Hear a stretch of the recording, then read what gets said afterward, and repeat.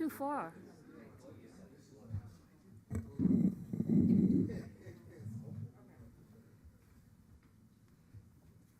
How you gonna turn off my mic if you were over there? When we go down for presentations. Well, good evening, my Carson family. How are you?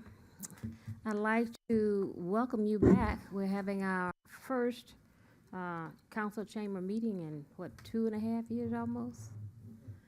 So it's time for us to be back and open to the public. So I'm going to call to order the City of Carson Housing Authority, Successor Agency, and City Council agenda.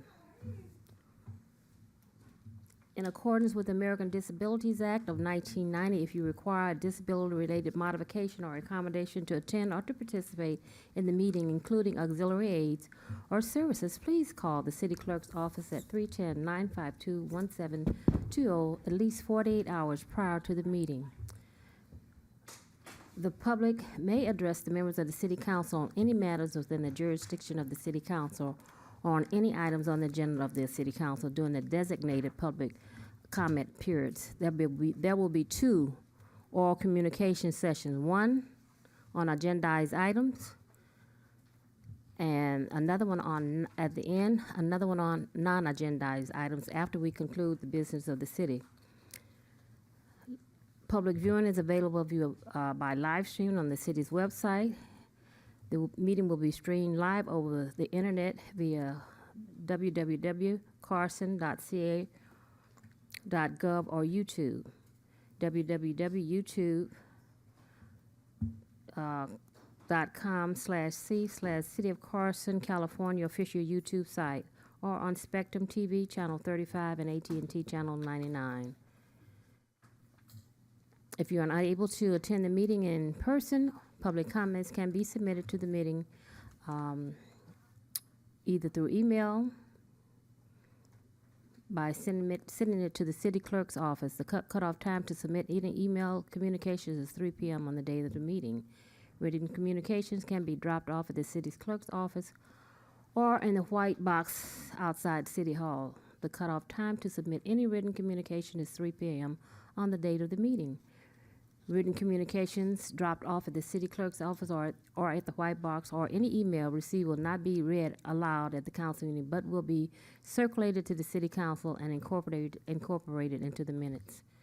Madam City Clerk, roll call, please. Yes, Madam Mayor. Councilmember Rojas? Present. Councilmember Hicks? Present. Councilmember Deere? Present. Mayor Pro Tem Hilton? Present. And Mayor Davis Holmes. Present. Flag salute by Councilman Hicks, please. Everybody please stand. Face the flag. And repeat. Write it over your heart. Ready, begin. I pledge allegiance to the flag of the United States of America and to the republic for which it stands, one nation, under God, indivisible, with liberty and justice for all. They moved the flag. Yeah, at least 3 over there.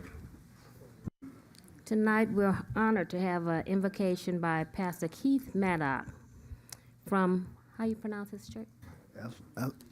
Ecclesia. Ecclesia of the Christ of Apostolic Church. He's our new pastor. Apostolic. Apostolic. Yes, ma'am. Our new pastor. Yes, ma'am. Welcome to Carson. Thank you. Thank you all for being here. Thank you for allowing us to be here. Let's all stand, if we would, one more time, and we're going to pray. Eternal God and Father, as we come before you, we thank you for your grace, your mercy, your kindness.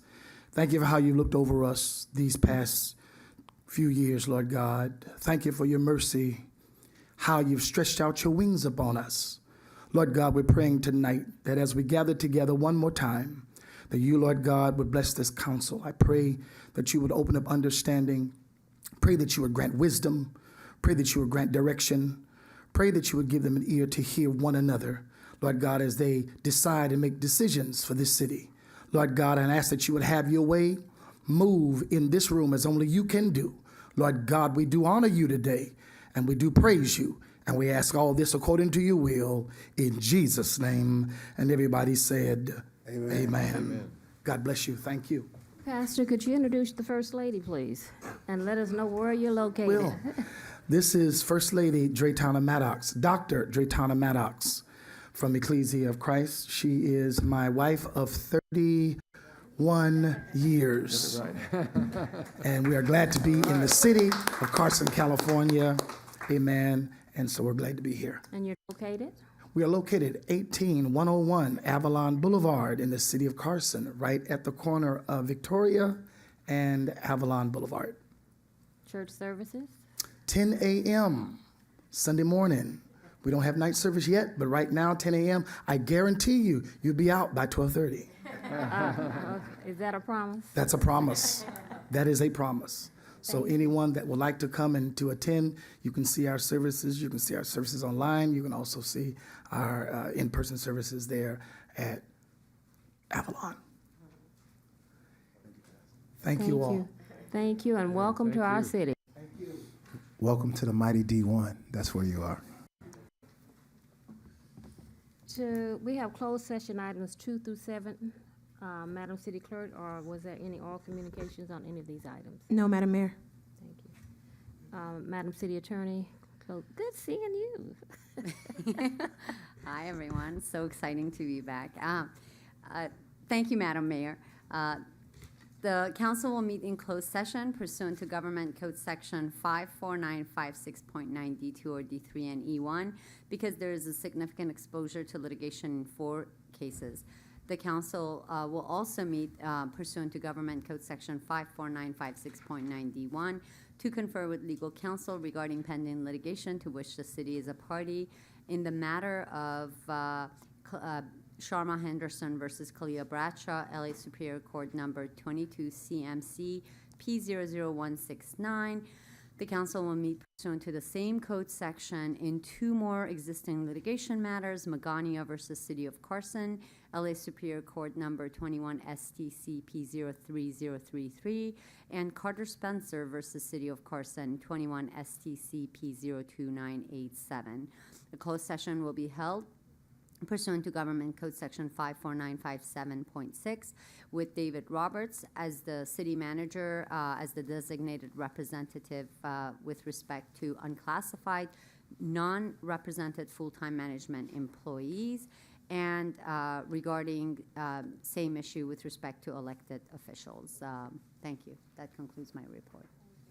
And I should clarify that's the city clerk and the city treasurer positions because under the Brown Act, we would not go into closed session to talk about council members since you are council members. I just wanted to clarify that. Thank you. It's now almost 10 after 5. We should be back no later than 10 after 6, hopefully. You hope so? Is that a good estimate, Sonny? We're going to recess into closed session, hoping to return about 6:10, 6:15.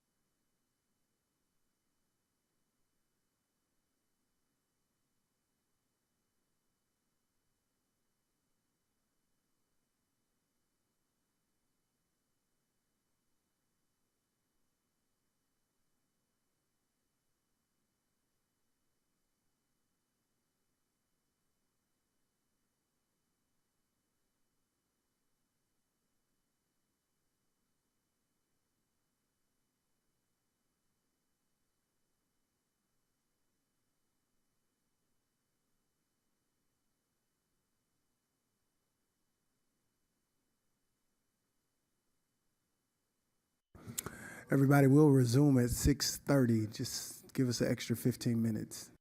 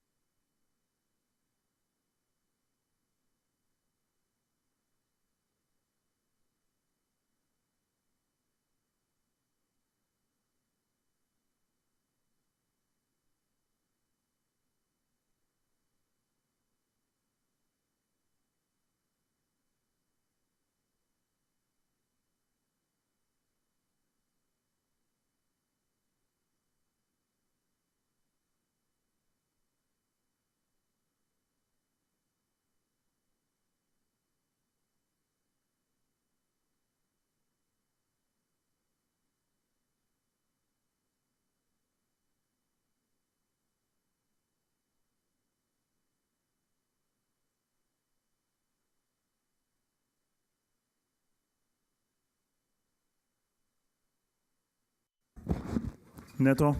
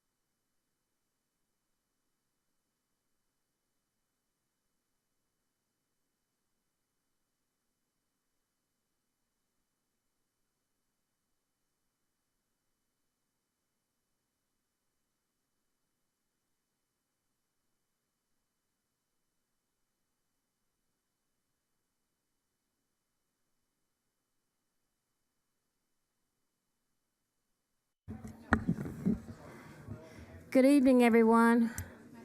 Yes.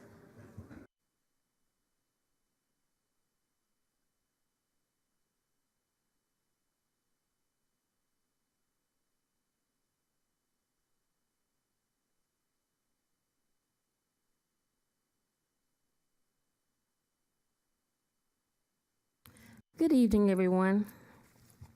It is now, what, 6:40? We're going to reconvene our meeting. Madam City Attorney, report out on closed session items, please. Thank you, Madam Mayor. The council met in closed session pursuant to Government Code Section 54956.9 D2 or D3 and E1 because there is a significant exposure to litigation in 4 cases. No reportable action was taken. The council met pursuant to Government Code Section 54956.9 D1 to confer with legal counsel in 3 pending litigation matters. 1, Sharma Henderson versus Kalia Bradshaw, case number 22 CMC P00169. No reportable action was taken. The other 2 are Magania versus City of Carson, LA Superior Court case number 21 STC P03033. No reportable action was taken. And the other one is Carter Spencer Enterprises versus City of Carson, LA Superior Court case number 21 STC P02987. No reportable action was taken. The council also met pursuant to Government Code Section 54957.6 to conduct negotiations with its representative, with its designated representative, Mr. David Roberts, with respect to unclassified, unrepresented full-time management employees and the elected positions for city clerk and city treasurer and their department employees. Thank you. Thank you. I want to just go over how we're going to be handling, conducting the meeting today. To staff, how many speaker cards do we have? Well, okay. Okay, we're going to take, after I go through this introductions, but I just want to let everyone know that we're going to take comments for agendized items first, then we're going to take care of the city, business of the city, and then we're going to go to the non-agendized items. And I'd like everyone to fill out a speaker's card. You can give those cards if you'd like to speak to staff. They're standing in the back. They have speaker cards in their hand. We will call, normally, well, in the future, we'll be calling 3 people at a time, and then you will come up and speak. I'll have the card, and we'll announce you at that time. Okay? Yes? You have 2? 3? Okay, fine. That's for agendized items. So now we'll have our captain here, Captain Jones, for a report. Good evening, everyone. To the mayor. Can you hear me? Yes, I can. How To the- are you? I'm great. Thanks for asking. Good. To our mayor pro tem, our city manager, and the entire council. I just have a few items that I would think are important to share with you guys this evening. I'll start off with just a few events that we participated in over the last 2 weeks since our last meeting. We had the luxury of attending the city's Veterans Day event, great event. We were happy to be there to recognize those men and women who have sacrificed a lot just to make sure we have the freedoms that we have. In addition to that, we also had a blood drive where we were able to have a lot of people come and donate. For every, thing that is donated, it helps out 3 different people. So we're so happy for all those in our community who came out to support us in our blood drive that we have. I'll start off, as you guys know, yesterday was National Safety Seatbelt Day. And I thought it was important to talk about that tonight because every year, nearly 50,000 people are killed and over 4 million people are injured yearly because of traffic collisions. And a lot of those injuries or deaths are because folks aren't wearing their safety and seat belts. And our traffic staff is taking that very seriously. We're going out throughout our city, making sure we're taking a zero tolerance stand when it comes to not wearing your safety belt. Not because we want to issue folks citations just because, but because we want to see people be safe. In our city so far, we've had 1,233 collisions, and 5 of those collisions, unfortunately, have involved fatalities, and 19 of those have involved serious injury. And when I mean serious injury, person was hospitalized, broken bones, and things of that nature. We've only issued 9 seatbelt citations so far this year, and we've given a whole bunch of warnings, but going forward, we will be having pretty much a zero tolerance enforcement. Just as a reminder to everyone, to those residents out there who talk to children, speeding, street racing, street takeovers, any type of that unsafe driving behavior is unacceptable and not tolerated in our city. As you know, we've collectively had meetings and talked together and put together some mitigating and work with other agencies in our local jurisdiction, and we've had a positive effect and diminished and lowered a lot of the street racing and takeovers and that type of unsafe driving in our community. But we're not going to stop there. We're going to continue to work to make sure we keep folks to understand that's not going to be tolerated here. And you guys know, unfortunately, 2 years ago, we did have the tragic accident where we had street racing and unsafe speed driving. I don't know if it was ever shared with you guys, but our detectives took that very seriously, and we were able to bring all those who were involved in that to justice. The 2 drivers both got over 8 years in state prison. The race starter, as well as another participant, they both got probation. So I just want to remind everyone, please drive safely. Make sure we're following the rules of the road, because we want to make sure everyone stays safe. Next thing I want to make sure I share about, I was looking at the different calls that our deputies were responding to. On average, our deputies respond between 185 to 230 calls a day. And I was looking at some of the calls that they've been responding to over the last 2 weeks.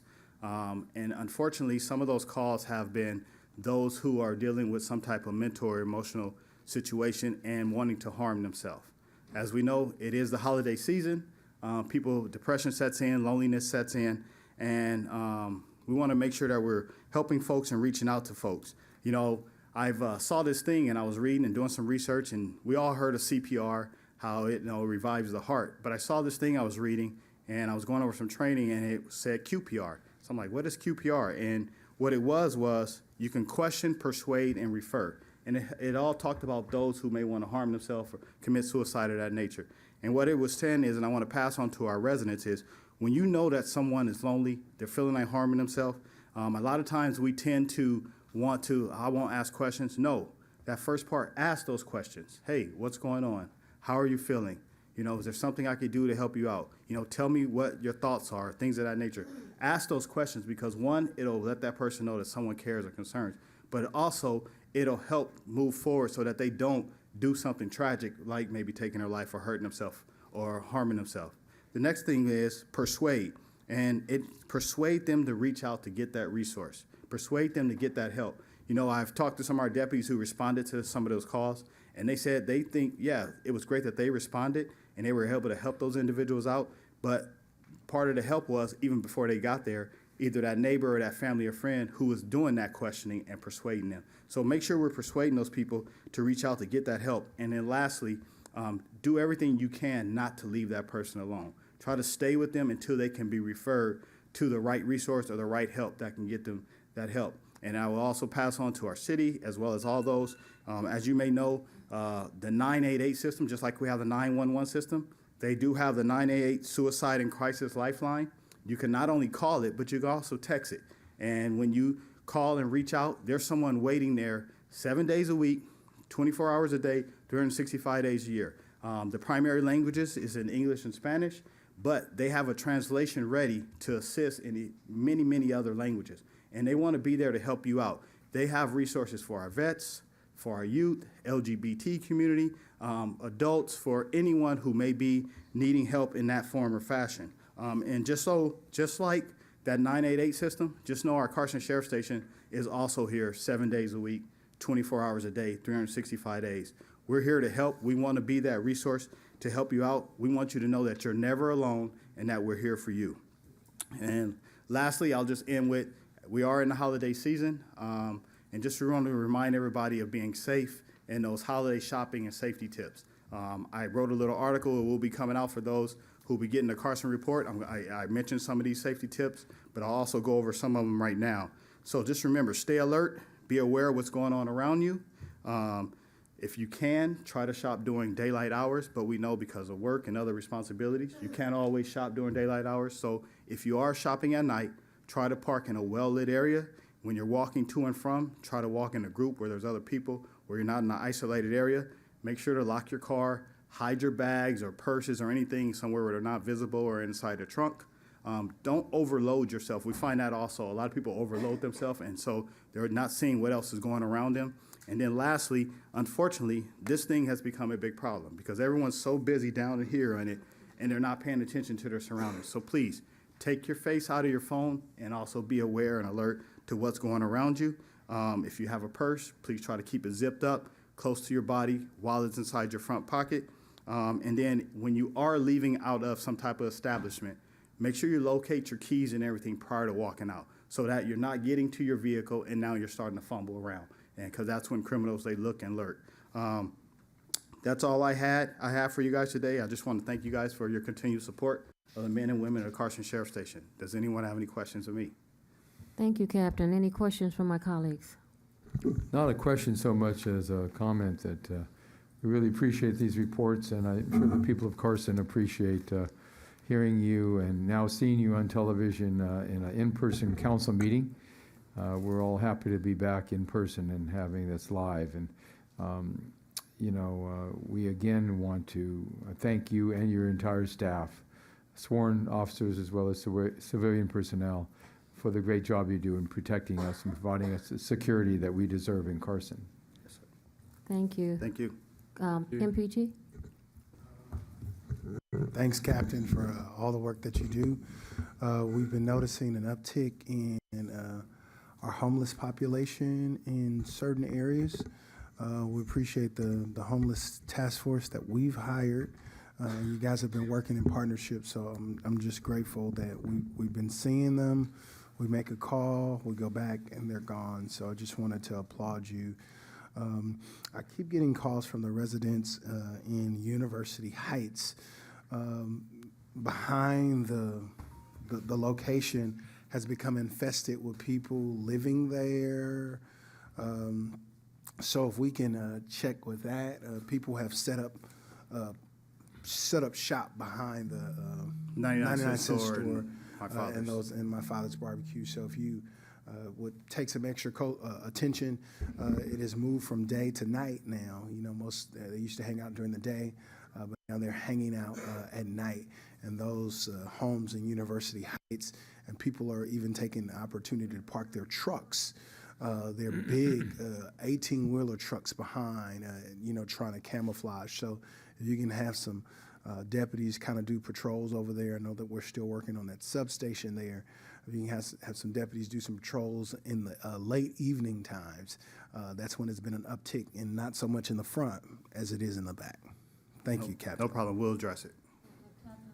Captain, I know we are providing resources for the homeless population here in the city.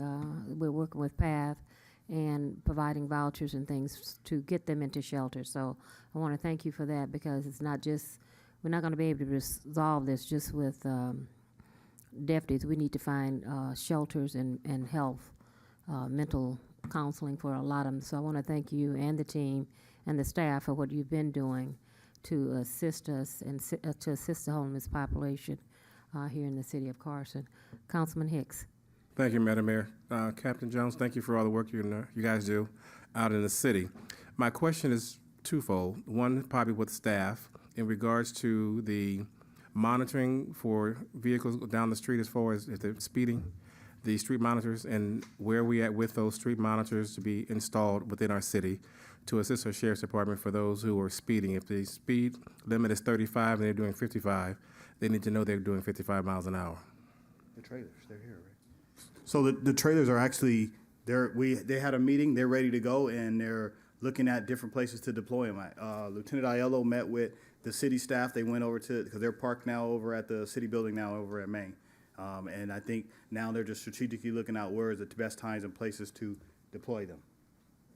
Now that we're in the holiday season and soon school will be out and more students and more pedestrians in the city, just wanted to make sure our street is safe for those that are walking within our community. So now that we have them, and I'm glad they're here, so let's get them out there so we can start utilizing them. But thank you for that. No problem. Actually, thank you, because you were a big push to make sure we not only replace the ones that were damaged, but we also had some additional. Some extra ones now. Now we got more than just one. So thank you. And then also, I'll just repeat also to the mayor as well as Mayor Pro Tem. Just so you know, the Public Safety Office and Lieutenant Aiello had the luxury of meeting with some of our neighboring cities because they had some plans and to learn from them because we want to try to be as effective as possible moving forward with addressing our homeless population and some other challenges we may have. So. Well, let's have that one-on-one conversation and a two-on-two conversation. Madam Mayor, one follow-up. I know that Lieutenant Ayala was at the Dominguez Homeowners Association meeting, and we had some issues in regards to Santa Fe between Carson Street and Dominguez Street with high traffic and just with the pedestrians going across the street. And I know that I talked with our Public Works Director, Dr. Eliza Jane. We just need to put some more presence in that area so that the drivers know not to go through there because you have 3 schools. I always say you have an elementary, middle school, and a high school in that area with Rancho Dominguez Prep. So just making sure we have visibility in the area so people know not to speed down the street on Santa Fe Avenue. Yes, Thanks. sir. Councilwoman. Thank you, Captain Jones and the City of Carson staff.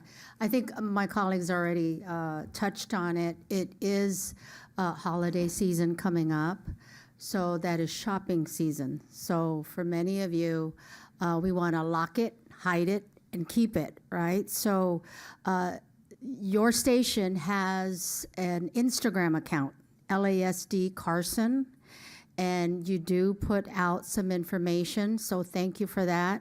And reminders on how we can lock it, hide it, keep it during the holidays.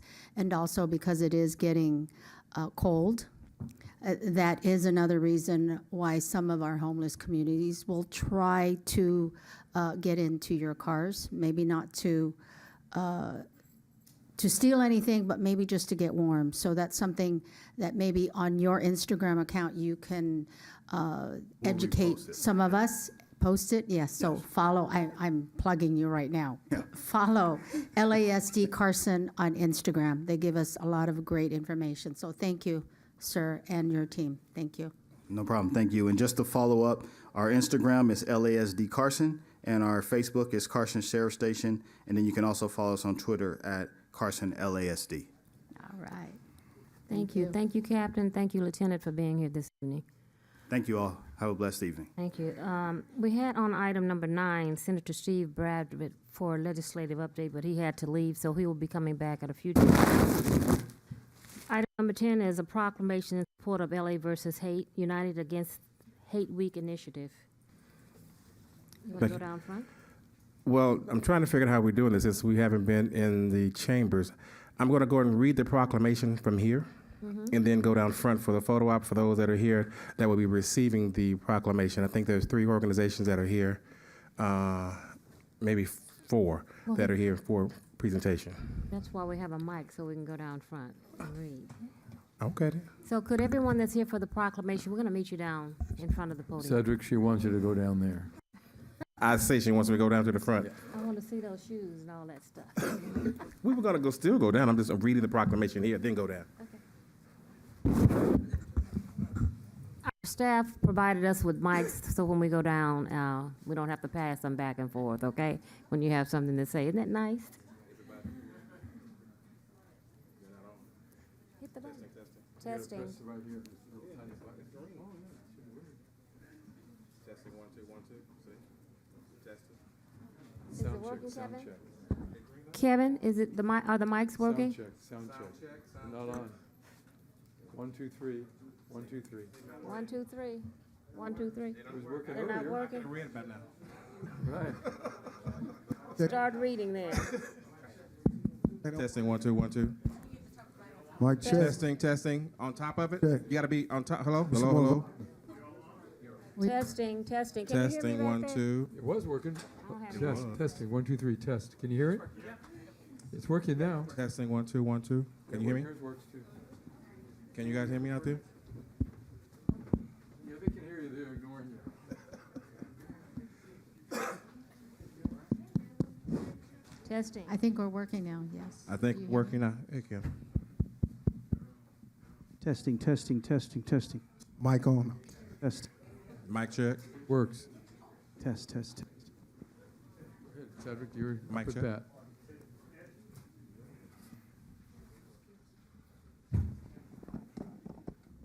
Test, test. It's better than this. Well, today we are going to pay recognition for November the 13th to the 19th, LA versus Hate, United Against Hate Week here in the city of Carson.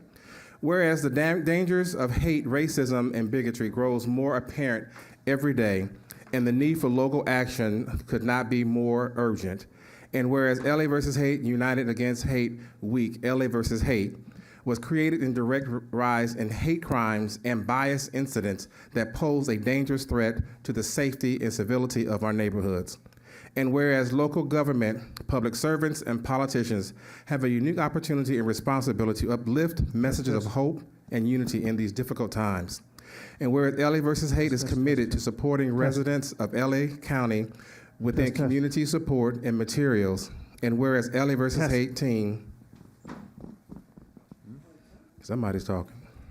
Whereas LA versus Hate team up with community partners representing a diverse coalition of voices committed to ending hate.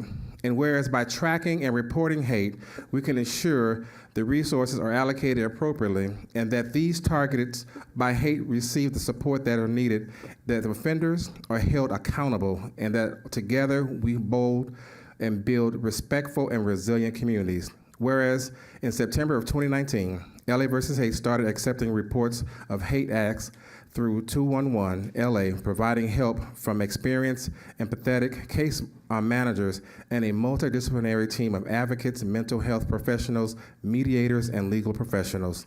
Whereas thousands have reached out for help and thousands have worked with case managers from LA versus Hate and healed from the trauma of hate.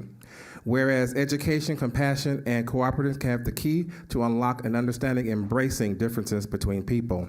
Whereas LA County Commission on Human Relations aims to promote better human relations by working to transform prejudice into acceptance, inequities into justice, and hostility into peace. And whereas the city of Carson joins other communities in California and cities across the country in the second annual LA versus Hate Against this week, as important step in bridging diversity and division and strengthening our communities. Now, therefore, the city of Carson hereby declares enthusiastically support for LA versus Hate, United Against Hate Week activities in our country for November 13th through the 19th of 2022 of each and every day beyond, and dated today, the 15th day of November 2022. And what we have before us are individuals who represent our city that are in support of LA versus Hate, one being our own Carson Filipino community of Carson. We also have City of Carson Human Relations Commission.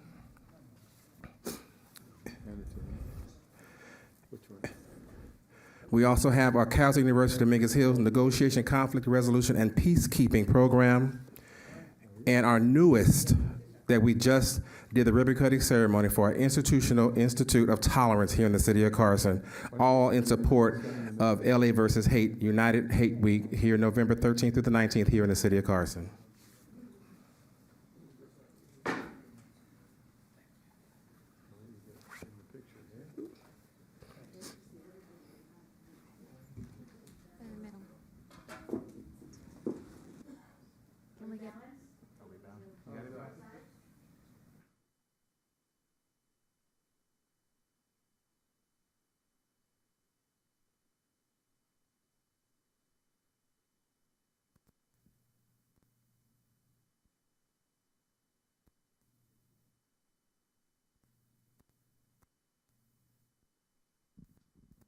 Thank you. Thank you very much. Where's a mic that works? That's why I had to use this one, because it didn't work. Who's the sound man? First of all, I want to thank the Human Relations Commission and everyone that came out to accept this award. And I really want to thank the Human Relations Commission for this report that you just gave on what activities are being presented by your division. We've asked for this to come forward. You guys are doing an outstanding job, and I just want to let you know. Did you want to say anything about your work that you're doing so far? Madam Chair. Don't be shy. Don't be shy, Tina. Human Relations Commission. has been doing I'm- some of this. We got to get better technology, guys. Wow. We have the Rising Stars coming up in February. Right now, we're waiting on the applications, the essays from the students to come in so that we can judge them and give them their flowers and their trophies in February. But there was something the captain had said about the homeless. I know we have a problem with the homeless because we've adopted 2 schools, 2 colleges, Cal State Dominguez and Compton College, for the homeless students. There's a big population of homeless students, so we've adopted those schools, and we've been trying to make sure that they get clothes. Well, with the pandemic, we ended up having to give out the clothes at the back-to-school giveaway. So we've been staying active. Women's conference. Yeah, the women's conference, all about me, you. And I would like to say congratulations to the newly elected. Yes, yeah. Say it loud. Say it loud. Loud and proud. Thank you for the congratulations, Tina. You're welcome. All right. We have our city clerk and treasurer. Yeah. There we are. You also were reelected. Congratulations to you. I already talked to Ms. Cooper. Okay, And thank this is you. our secretary, Secretary Russ. All right. Yeah, thank you. Thank you, everyone, for this information that was conferred on us tonight. And as our chair has said, we have been working diligently in the 8 months that we have been meeting since the pandemic, and we're happy to be able to continue doing good work for the city. And we will continue to work tirelessly to make sure that we make you proud. And congratulations to all the newly elected officers. Thank you. Thank you, everyone, for coming. Did you want to say something? Thank you. Well, we have just opened a new institute, International Institute of Tolerance, here in Carson, in Main Street. And we thank the city for being there for us, thank the newly officials that have been elected, and we thank everybody for working together for the same cause. Thank you so much. And now we'll hear from the Filipino community of Carson. Come on down. Oh, I'm doing double duty? No, never mind. First and foremost, it's on behalf of the Filipino Carson, we're truly honored. And of course, City of Carson is, not just one of the cities with the largest Filipino residents, but also a melting pot of magnificent, wonderful people living here. And we, as they say, we are Carson, we are one. thank you. Thank you, and thank you, everyone, for coming out. Cal State Dominguez Hills, where are you? Come here, doctor. Hello, hello, everybody. I'm Brian Jarrett. I'm the program director of the Program of Negotiation, Conflict Resolution, Peace Building. And we are in the city doing work around in the community. Our professors and students are doing terrific work. President Thomas Parham, on behalf of the university, just like to say that he really wants to work with the city, and Provost Michael Spagna are very keen to build relations with the city and have really been working together. We hope everybody will work to come to take the future. I like this expression, the future takes, it takes all of us to make the future work. It really does. So let's come together and make it all about each other. So thanks very much. Thank you very much for coming out. And we'll go back and finish the business of the city.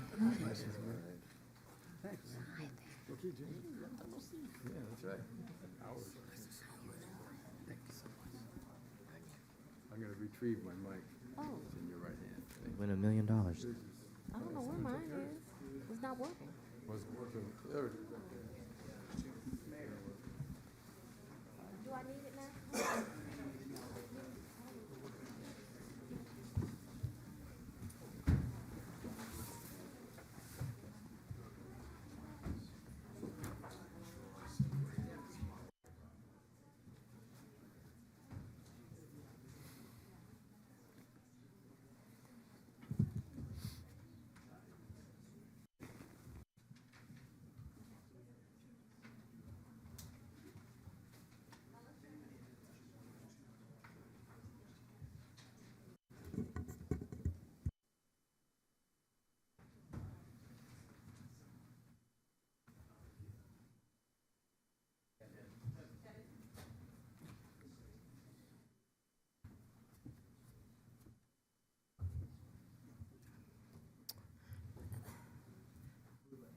Yes, thank you.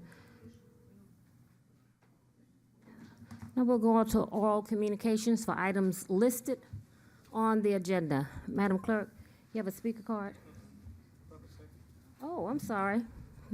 It's a presentation from Public Safety.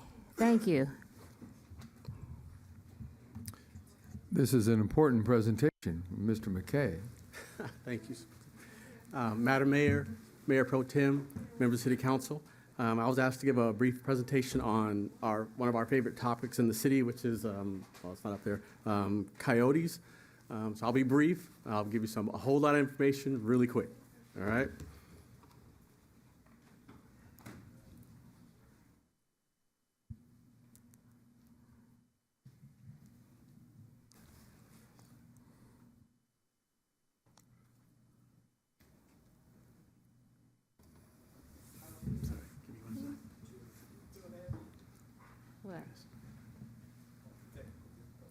What? All right. First of all, as you know, we do have a coyote problem in the city. It's not just in our city, it's in every city, county, state in our country, including Central America. The only state that we don't have a problem in is Hawaii right now. And it's just a matter of time before they get there. You know, they'll find a way to get on a boat. In our city, we're going to move through this really quick. See, we're already through all these right here. So basically, because we do have coyotes in our city, we have to have a plan of action, how we're going to deal with these coyotes, right? That plan of action is very important for us because it limits our litigation possibilities moving forward.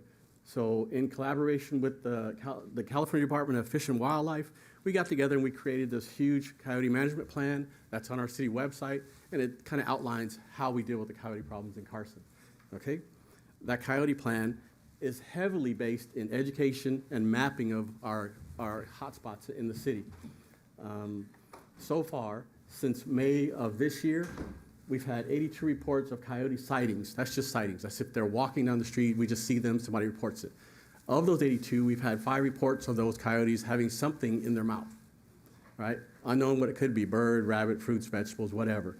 Of those 82, 3 of them reported as being personal pets being taken. That's a family member calls and said, hey, I have a carcass in my yard. I know it was a coyote. When we mapped that a little different. So our response to that, like I said, is heavily based in education. Since May of 22, we've had 5 block meetings to address coyotes all over the city. Everywhere we've been so far where we educated the public, calls of service and reportings of coyotes have gone down significantly. So it's very important that we continue the educational process. We've also put the signs in all of our parks. We're not completely finished, but most of our parks have the signs that say coyotes are here in our city. Please beware, safeguard your pets. Coyotes are omnivores. They will eat whatever is readily available. They will overpower and eat whatever they feel they can overpower, be it a dog, cat, raccoon, squirrel, fish, birds, whatever. They also eat fruits, vegetables, nuts. They'll go through your compost, whatever.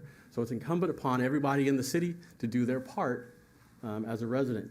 And the best thing we can tell you to do on behalf of the Department of Fish and Game in the city is take care of 3 things, and our coyote problem will wander through the city. Those 3 things are, and this is for the residents as well, you want to eliminate any food source. So take care of your pets, bring food in, close your trash cans, safeguard, pick them up, don't have them on a leash more than 6 feet because they become a potential prey. So eliminate a food source, eliminate a water source, including your hoses that are attached to your house. If they're attached, they still have water in it, so detach your hoses because the coyote will chew through the hose just to get to that water, or any standing water they're going to get there. And lastly, the hardest one is to eliminate any potential shelter source. So we want to cut our bushes high above the ground, remove low-standing fruits from your trees, eliminate the hiding spots for them. If you eliminate one of those 3 things, the potential to have a coyote wander through the city and not stop here and prey on our pets that we have gets significantly reduced, okay? So I think we covered this. Over time, we've identified there's two types of coyotes. You have the regular wilderness coyotes that run in packs, but in the cities right now, they're called urbanized coyotes. They do not run in packs. If you see more than one, it's probably a mother with her pups, and if she's with her pups, she's teaching them how to hunt, and she's pushing them out to get into their own area. They will habitat in an area, and they're known to have an area that's about 10 square miles as long as there's a food source available. If there's no food source available, then they're nomadic, and they can wander up to 100 miles a day. We want to keep them in that nomadic state and get them out of our city, and just get them to move on. So that's a real brief presentation. I have a longer one. If you guys want me to do a town meeting in your district, I can do that. But if you have any questions, or if there's questions for us or myself, you can call us in the Public Safety Department.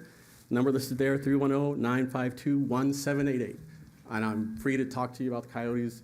I don't mind talking about coyotes. We can do it all day long. I'm here for it. All day long, huh? All day long. Madam Mayor, may I also say thank you to our Public Safety Manager, Kim McKay. I just want to advise that that photo for the residents that was on the line and also that are here viewing, that's not in the city of Carson, that picture. Just so you know, that's not in Carson.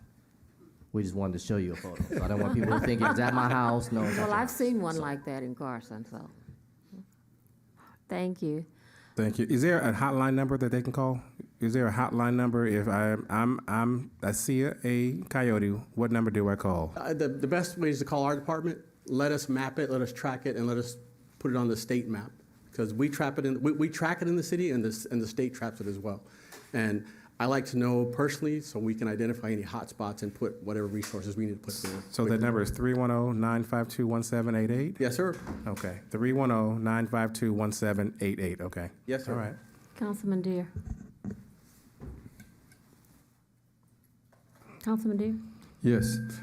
Thank you, Ken. It was a very good presentation. I want to kind of emphasize something that you already presented, that this management plan is essential. The state requires the city to have a management plan in order for us to address this serious issue. These coyotes are attacking our pets, which are our family members, and we need to put a stop to it. So the management plan requires that the resources by the state be allocated according to the demand. So I just want to emphasize to Carson residents that if there's a coyote problem in your neighborhood, be sure that you and your neighbors constantly and repeatedly report every sighting of a coyote, and with a descriptive report. Do they have an animal in their mouth, or are they attacking something and you saw that? Anything you witness should be reported. Is that correct, Mr. McKay? That is correct, sir. Okay. So the other point I'd like to make is that some residents near my house are going to have a town hall meeting right after Thanksgiving at Carriage Crest Park, and anyone in the city of Carson is invited to that meeting. We are going to try to manage the issue around Carriage Crest Park, and therefore manage the issue throughout the city of Carson. And we'll give you further details later. Thank you. Thank you. Any further comments from my colleagues? Okay, thank you for that presentation. Now we'll go to all communications for matters listed on the agenda. The first card that I have is from Ricardo Polito. He wants to speak on items 23 and 26. You'll have 3 minutes from the time you approach the mic.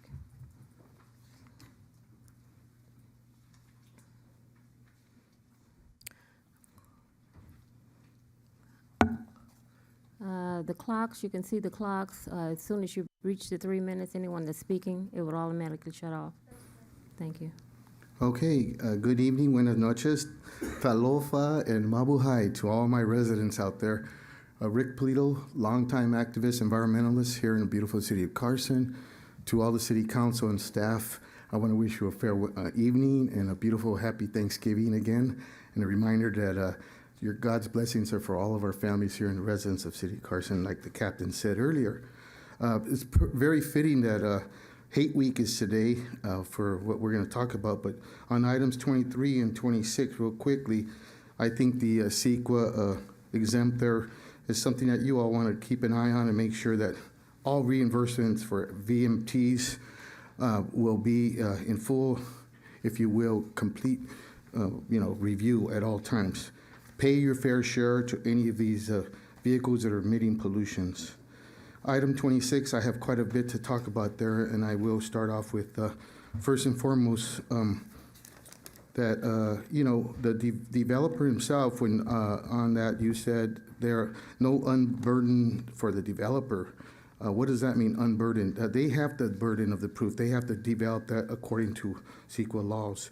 The ENA, again, the purchase agreement, will have to be reviewed and make sure that we're getting our best deal and we're not reimbursing everything to this developers. Who is this developer? Why the CRA, which by the way is very DEI, diversity, equity, and inclusiveness, not being followed by protocol. Most of them are my brothers and sisters, African Americans, which I love. But where's the Latinos? Where's the Filipinos? Where's the rest of them, Carson, the Samoans? Break up that CRA and get it cleaned up, because there's some shenanigans going on there, and I'd like that investigated and reviewed. The conflict of interest on number 7 of this agreement, so to speak, so far. Any financial relationships by any staff or electeds will be investigated. We will be watching it. We are the eyes and ears. And if anybody's doing anything illegal or corruptive or taking funds in any capacity, due process will be brought. Just like for me, due process for the way you took me off my commission. I know the city attorney and the city manager, he's going to be calling me shortly. I know they're reviewing this and investigating this for me. I asked for it, and I expect my due process, because that was illegal what you did. And by that, I want to remind everybody that there is a recall coalition forming now, because, Mr. Mayor, you're just not fit to do the job. Unfortunately, you're out of touch. You lost your sense, and we're not going to tolerate the way you are a tyrant and a dictator to the community, to the staff, to your upper management. Everybody's scared of you. You shouldn't work like that, Lily. You know better. We don't need that here in our city. So we're going to fix that and revise it real quick. Congratulations to my Honorable District 4, Arlene Rojas, for her landslide victory. The people have spoken. And congratulations to my Honorable Mayor and Mayor. Madam Mayor, that's 3 minutes. Thank you. 3 minutes, man. Jesus. Well, I'll come back up and finish, but you know where we're at. So thank you very much. Thank you. I want to recognize our First Lady here from Prevailing in Christ Ministries. First Lady, could you stand up, please? And the students that you brought just observed the council meetings. We're going to be politically correct and always in control for this meeting, because the kids are here watching us. So thank you very much for coming out. Madam Mayor, since you just took the liberty of shouting her out, I wanted to just shout her program out. It's called PhD, Pride, Honor, and Discipline, Youth Empowerment Program, and they brought the youth here tonight. And it's a 16-week curriculum designed to expose 12 to 17-year-old boys and girls to a variety of social areas and topics that will enhance their decision-making process and foster a lifestyle that reflects pride, honor, and discipline. Pride is about character, it's about integrity, it is the visible demonstration of doing what's right over what's easy. Honor is a virtue, honor is a trait worth emulating and exemplifies trustworthiness. It requires sacrifice. Discipline, it's important in every aspect of life in order to be successful and free and have the power and control in life. And this is done by Prevailing Family Life Center. And this is wonderful, and you want more information on it, they're located at 1609 East Delano Boulevard, Carson, 90746, telephone number 310-604-9939. This is just great, what they're doing and investing in our youth. Thank you so much for that. You said it, Mayor. I just wanted, they gave me their flyer, and I thought I'd take the time to read it. Thanks. Thank you very much, MPT. Thank you, Mayor, and thank you, Mayor Pro Tem, for that, putting it out there in the mighty D3. Oh, my.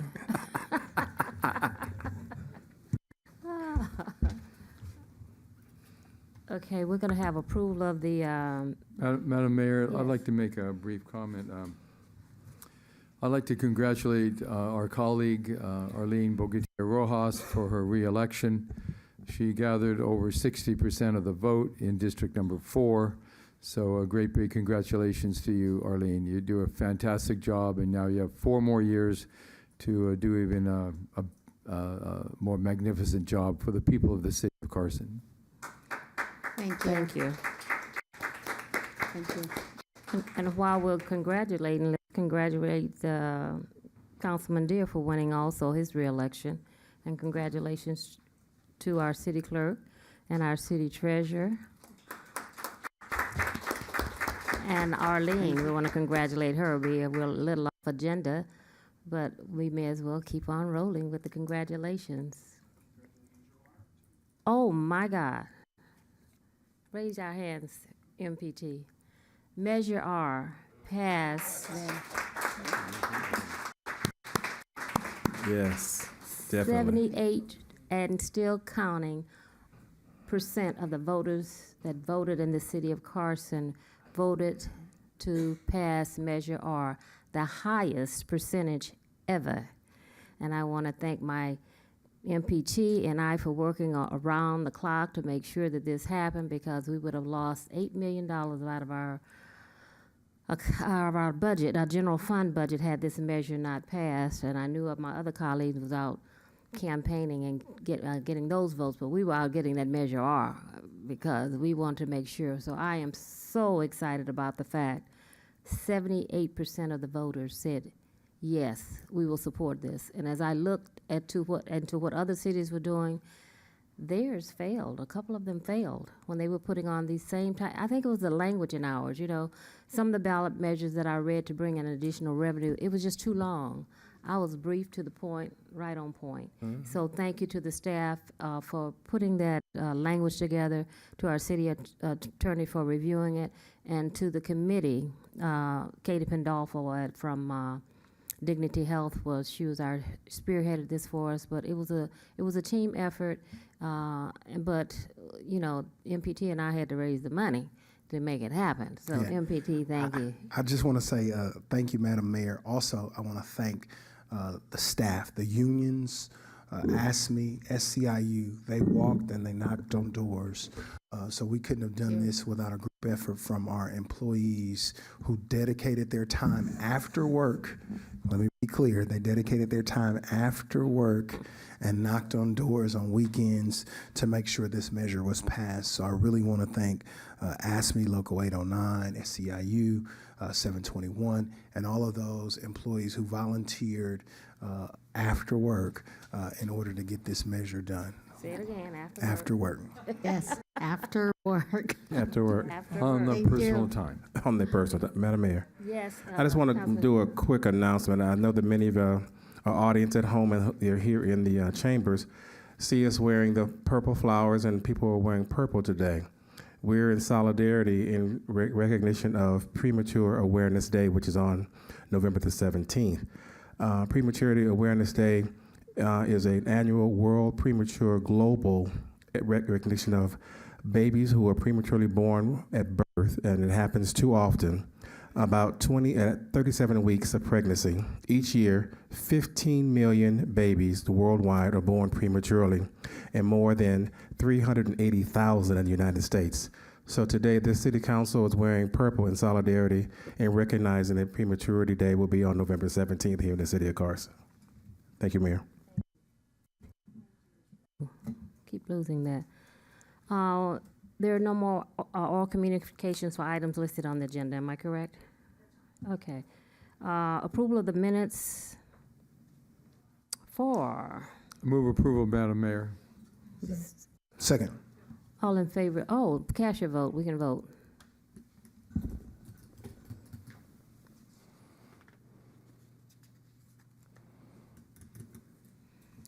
Madam City Clerk, report the. There should be did everyone push the button?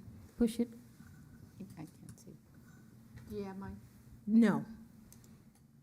There we go. And then I click tally. Okay. It's unanimous, Madam Mayor. Thank you.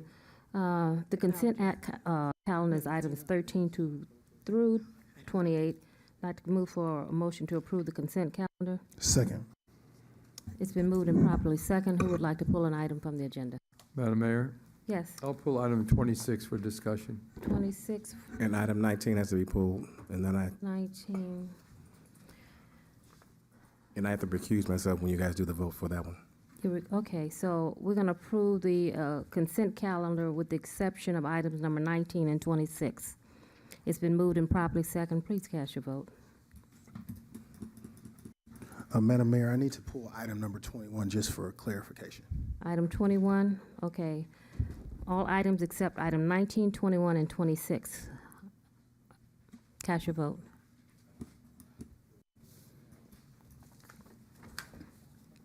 Okay, it's unanimous, Madam Mayor. Thank you. Item number 19 was pulled by, was that, are you going to recuse yourself? I think we can go ahead and approve the item. Councilmember Hicks was an employee, so he wanted to recuse himself. He was an employee at the time, so he just wanted to recuse himself. So I would like to waive further reading and adopt resolution number 22-149, a resolution of the City Council of the City of Carson establishing the salary and benefits for unclassified management employees effective November 1st, 2022, and rescinding resolution number 14-091, 15-124, 15-125, 16-095, 18-170 and 22-149, and any other prior similar resolutions. 1. Entertain a second. Second. It's been moved and properly second. Cast your vote, please.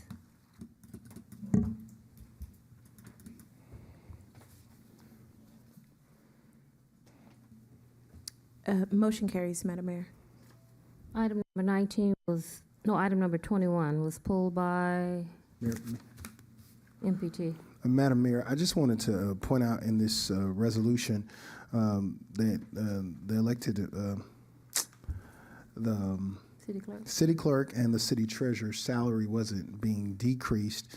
However, they have not gotten a cost of living raise. They have not gotten those things that the council voted on months ago for the council.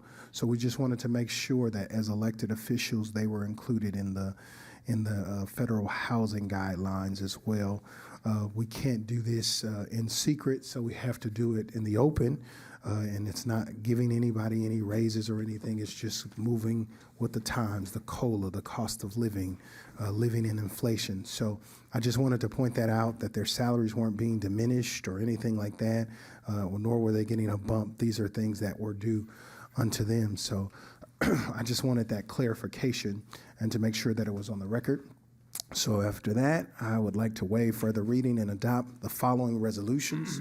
Resolution number 22-236, a resolution of the City Council of the City of Carson, California, amending resolution number 06092 and rescinding resolution number 12-090, approving adjustment to health insurance premiums, retirement benefits, tuition, education reimbursement, and deferred compensation contribution provided for elected officials.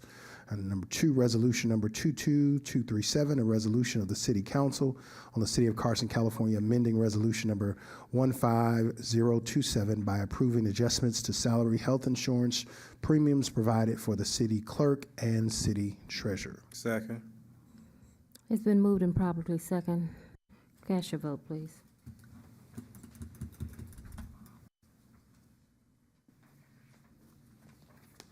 Motion carries, Madam Mayor. The next item that was pulled was item number 26 by Councilman Deere. Thank you. Item 26 is consider a reimbursement agreement with District Essential Housing LLC for Cell 1 of the former Cal Compact landfill. The address is 20400 South Main Street in the city of Carson.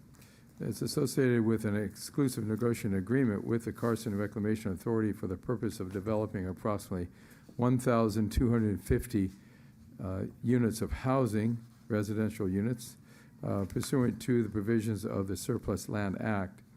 Now, the reason I pulled this off is this company I don't know anyone who's ever heard of the company before. I've asked several people, and they've never heard of the company. And this is a integral part of the 157-acre development that we're trying to use as a kind of a keystone for the development of the city, the future of the city of Carson. And so this is a very important piece of land. And this has come to us at the last minute. I've been told through another party that the staff says, oh, we got to do it right now. We got to do it right away. And for many years, we've objected to the city staff bringing something to us and saying to us, oh, you have to vote on it today. You have to do it now.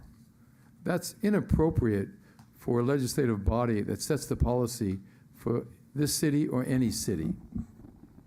So I'm going to ask for this item to be continued for 30 days so that we can find out what is going on with this, who this company is, District Essential Housing LLC.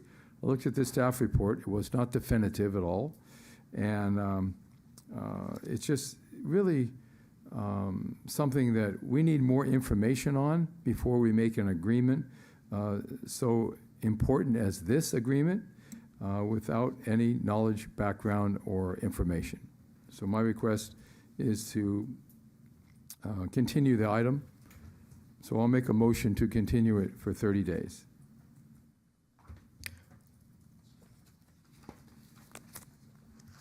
I have a few questions to our JR and our city attorney, because I want to. Sir, was that a second for discussion only purposes? You have to second it for discussion. Oh, second for the sake of discussion. Okay, thank Yeah. you. So my question to JR and first to JR. JR, is this like a reimbursement agreement? This is a reimbursement agreement, and it's not District Essential Housing that's getting reimbursed. It's the city that's getting reimbursed, correct? That's correct. So it's for whoever this standard property is to reimburse the city as they are investigating developing this polluted land or whatnot? That's correct. It's actually a three-party agreement. It's between District Essential Housing, the CRA, and the city. And the reason that the city and the CRA are both parties to the agreement is that, just like we did with CAM and that we've done with Fairing, is that certain costs in processing agreements like legal, for example, are paid for and reimbursed to the CRA, and then certain other costs related to entitlement processing are processed through the city. So we have a single agreement, and that's why on all of our reimbursement agreements that relate to the CRA, they've also come to the City Council. So I guess another question is what was the process of acquiring this this company, this development company, to build this 1,250 units of residential units? What was the process that we went through to get the standard company on? Well, so the process is actually the process prescribed by the state of California. The state enacted the Surplus Land Act, I think, in 2019 or 2020, and it went into effect a year and a half ago. And it requires all public agencies when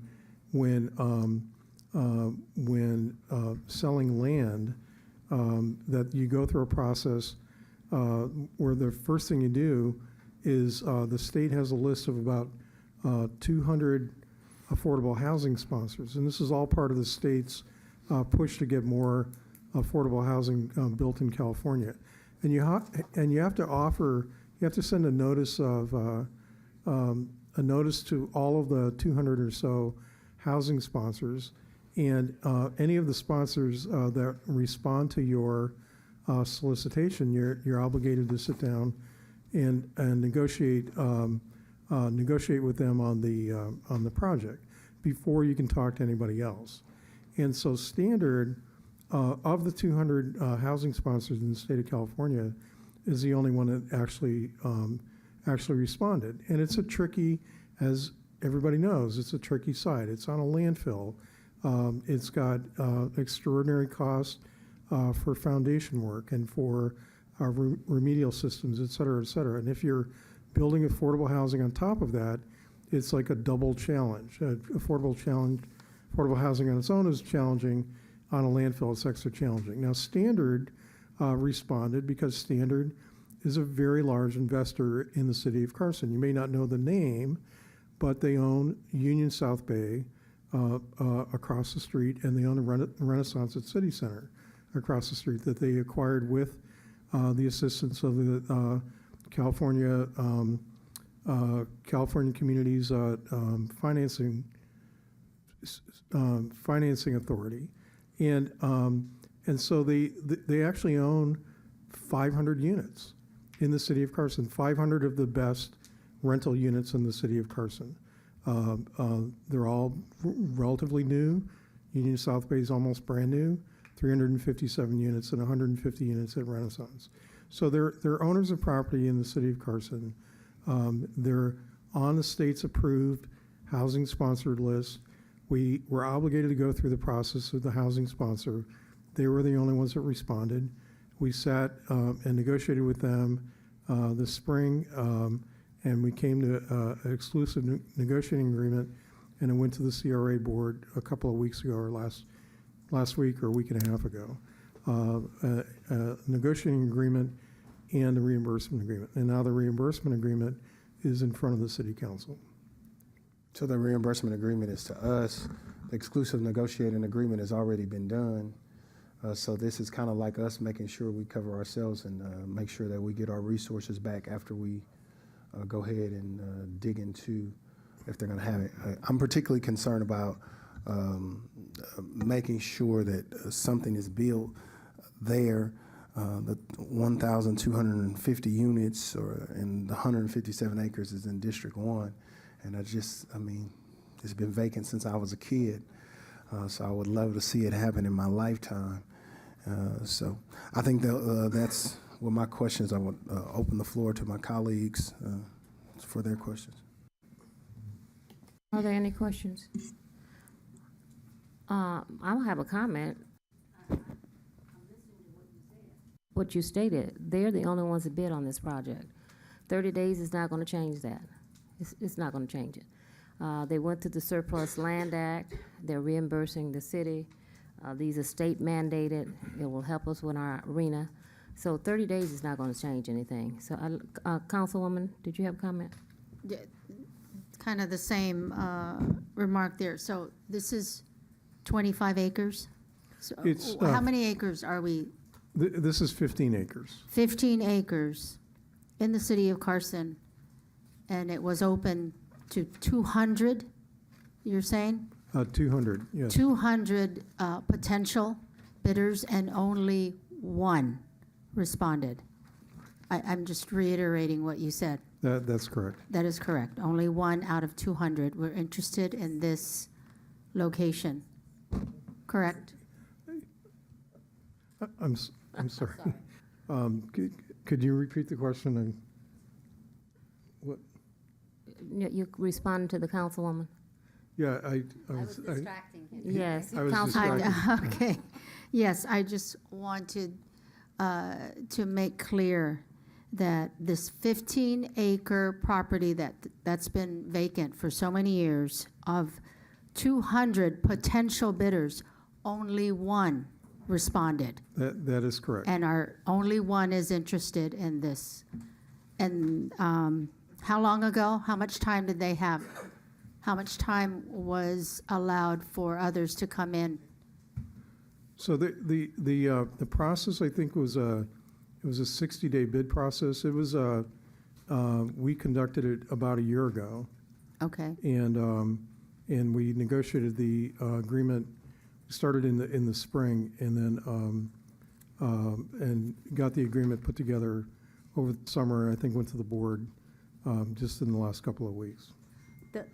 The thing I wanted to clarify, I apologize for having distracted Mr. Raymond, is that this is all very public. So anybody interested in seeing how the process unfolded, it's at the state websites, and I'm sure we can guide you to get to the state process. It's not a city process, it's a state process. From now, starting in the beginning of 2022, any surplus property that any public agency has, whether it's the city or the Reclamation Authority, before you can start negotiating with anybody to sell it, you have to go through the state process where they just put it up for bid. And the law also requires that once a bidder responds, you're obligated under state law to conduct good faith negotiations with them. So the CRA board doesn't get to say, oh, we don't like standard, you're obligated. So the reimbursement agreement is put in place so during that negotiation period where the CRA board and the city are trying to assess whether if this is a good deal for the city, if this is a doable project, that cost then gets covered by the standard folks who bid on this property. That's all this is. It's not approving a project. It's not entitling the property. It's just kickstarting the state-mandated negotiation period with the bidder that through the state process responded to this bid. That's all it is. Thank you. Okay, thank you. With that, I'd like to make a substitute motion to approve staff's recommendation. We only have one bidder. It's state mandated. So I'd like to approve staff's recommendation. Second. It's been moved properly second. All in favor, signify by You have to saying- have discussion I'm whenever you sorry. have a motion, Madam Chair. Madam Mayor, It's okay. Yes. just a point under of discussion. clarification, if you Yes. don't mind. There was already a motion and a second And I before, did a substitute motion. so that one dies. No, we It's vote on just this. two active motions on the Yeah. floor. Okay, I just want to be clear. Okay. Councilman Deere. Councilman Deere? Yes. Okay, so I have some questions. Why did the staff not inform the council members a year ago that this property was being negotiated with a company? That's the first question. Second question, another why. Why would it be that if there were 200 companies that build affordable housing in Southern California, and 15 acres of land is available, that's a large piece of land for housing. It's 1,200 units proposed. Why would it be that one company only responds? It's not credible, it's not believable that only one company would be interested in 15 acres of land. And third question, you're saying the company is Standard Housing, but I don't see that. It says District Essential Housing LLC. So they're one and the same, or they're different entities? Can you explain that question? Fourth question is, has this company, if it's District Essential Housing LLC or Standard Housing, have they ever built homes on a toxic waste site? Would you please answer those four questions? That's the staff. Mr. Roberts, your staff, you want them to answer that? Sure. Thank you, Councilman. I'll ask our Assistant City Manager, John Raymond, to respond for the information. So on the creation of district essential housing, every developer, when they pursue a project, creates a limited liability corporation. It's common. And it's a common thing. So District Essential Housing is the LLC for the development of the site. Just like on SAL 2, we have an agreement with Cam Carson LLC, not with Macerich Company and not with Simon, but with Cam Carson and with Faring on SALs 3, 4, and 5. It's Carson Goose Owner LLC, not Faring Capital. And so, Standard is the member of District Essential Housing, and they're the sponsor, and so that's not an unusual occurrence that, and it's, again, shown that our other agreements on the 157 acres are with LLCs and not the original sponsor. In terms of notifying or not notifying the council, in terms of where we were in the Surplus Land Act, I'm not sure that we didn't, because I've written a number of summaries, but I don't know if it was mainly for the CRA and not the council, but I've written so much about what's happening with the litigation, settlement and litigation on cell 2, what's happening on cell 3, 4, and 5, what's happening on cell 1 in total, that I think we have been talking about it for the better part of the year, really probably all of 2022. So I don't know, and I don't have a good answer as to whether or not, like, I sent you something on such and such a date that says Standard responded and we're putting an agreement together. But I know that we have talked about it and we've written about it quite a bit. On the on whether they've built on a landfill or not, I don't know that they have. And in going back to the notice that we sent to the 200 housing sponsors that we were required to send, we were very clear on what the condition of the site was. And we extracted, I think, language out of the, not out of the RAP, but I think out of some of the environmental documents talking about the limitations. Because the last thing that we wanted to do was to have 22 responses from 21 and a half firms that thought it was just a regular greenfield site, like a 15-acre site somewhere in Southern California, and you've got to process all those through, and then we go through a whole series of negotiations with people that didn't understand, what they were actually responding to. So we were very clear in the notice on the to the surplus land housing sponsors of what they were getting into. And I think Standard, because they're in town, they already, by the time they submitted this response, they already owned Union South Bay, and they'd already owned the Renaissance. So they were familiar with Carson, they're in Carson, they're active here and operating here, and so they were familiar with the site. The last thing is that on the, in terms of the 1,250 units, you just approved an amendment to the specific plan for the Carson Goose project back in May and June, and that 1,250 units was in that. It was also in the 2018 specific plan that was approved by the City Council. And going back to the 2006 specific plan for Carson Marketplace, 1,200 units were on the site as well. So that site largely, for the history of the development history of the site for 15 years, has really been talked for that 15 acres about a very high density residential project on that site. So it's not a surprise, that we're going forward with a developer who is active in Carson, who owns property in Carson, and there's a lot of units in Carson that wants to develop on the site.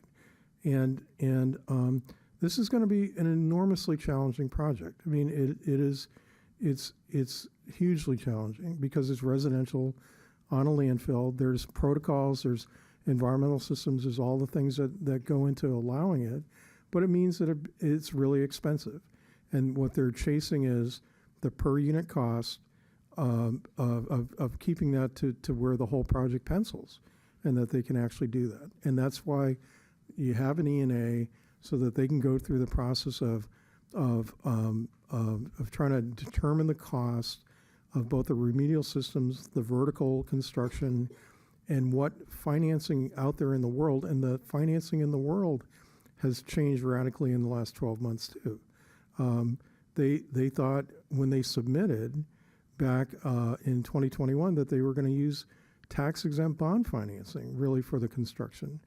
And with the interest rate hikes in 2022, the tax-exempt bond market has disappeared. And so they're back in a more conventional financing world to try to get this thing to work. So this is not, it's not a slam dunk at all. And as the city attorney mentioned, this is it's not approving a project, but it's approving a negotiation for a developer to start spending a lot of money figuring out if they can build on the site or not. Microphone. So, Mr. Raymond, what does surprise me is that this is on consent calendar instead of discussion, because obviously we as council members have to have information before we can vote on something as significant as this. Second thing that surprises me is in their pro forma, they don't have any information that you've seen that they built on a toxic landfill, but still you seem to be supporting it and recommending it. It's on our agenda tonight for recommendation. The other thing that surprises me is that 200 companies, and let me, before I pursue that line of questioning, ask you a preliminary question. Is it 1,200 affordable housing units? No. Okay, what percentage or what number of units or market rate, and which are? It's about 800 market rate, and it's about 400 affordable. 400 affordable, I see. Okay, now you say they're going to the conventional bond market because of the interest rates in the country. So if they assume control of this land, they will be the owners of the land at a certain point. If this process, as already started, continues to the logical conclusion, in a certain number of months from now, they will own the land. Is that true? We haven't finalized the structure yet, but they, I believe, don't really want to own the land until they know they can build on the land, both on the entitlement side and the feasibility side. So you know, and we don't want to find ourselves in a situation where we have the fee owner of the surface unable to do a project, and you know, we're still obligated to clean up the landfill. So it's going to be a process, and it's maybe a little bit of an iterative process, but you know, where they're entitling, like all of our other projects did, under an option or under an E&A, and then they get to the end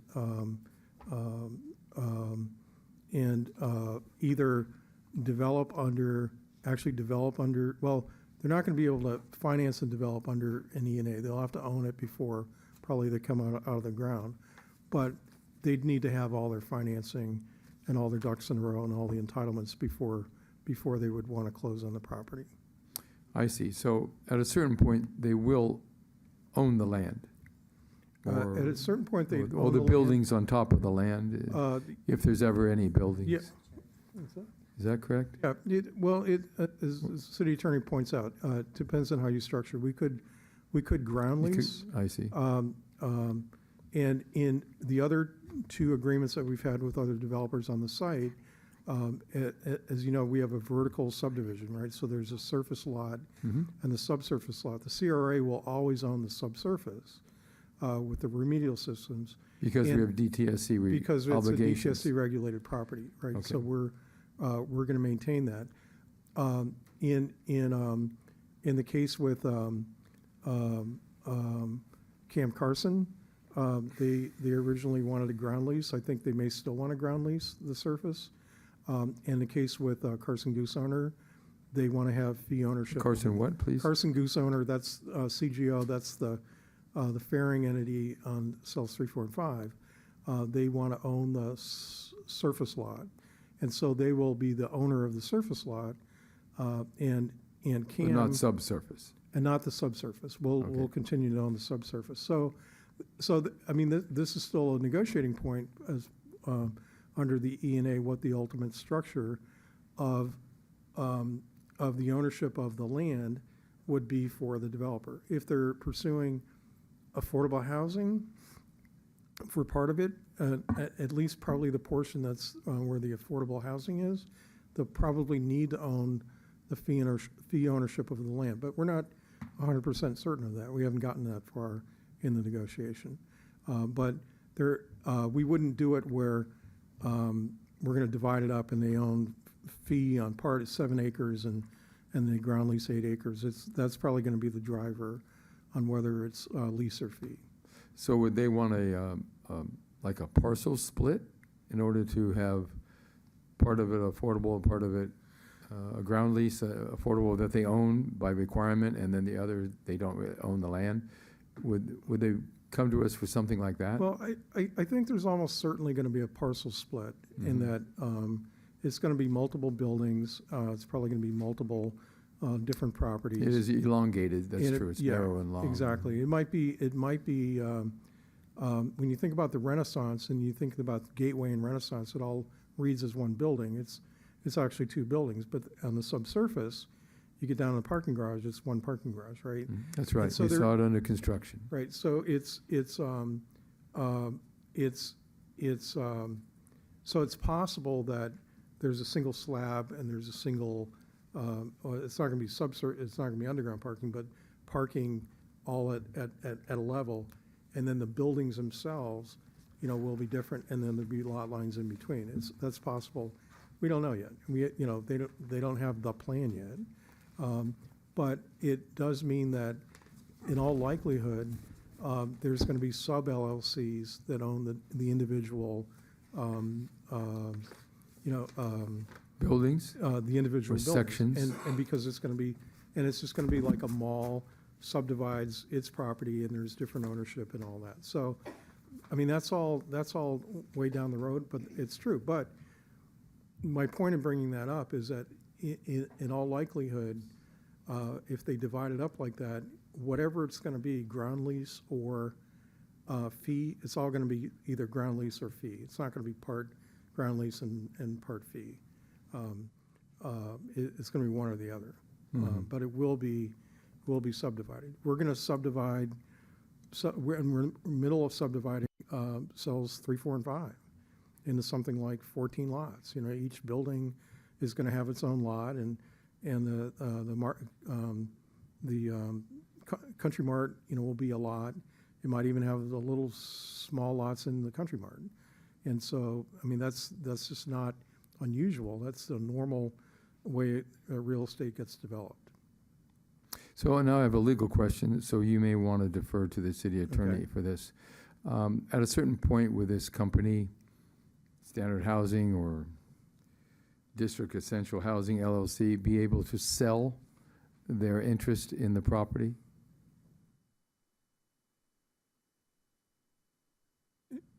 You mean Legally, will they be able to sell their interest in the property in the future?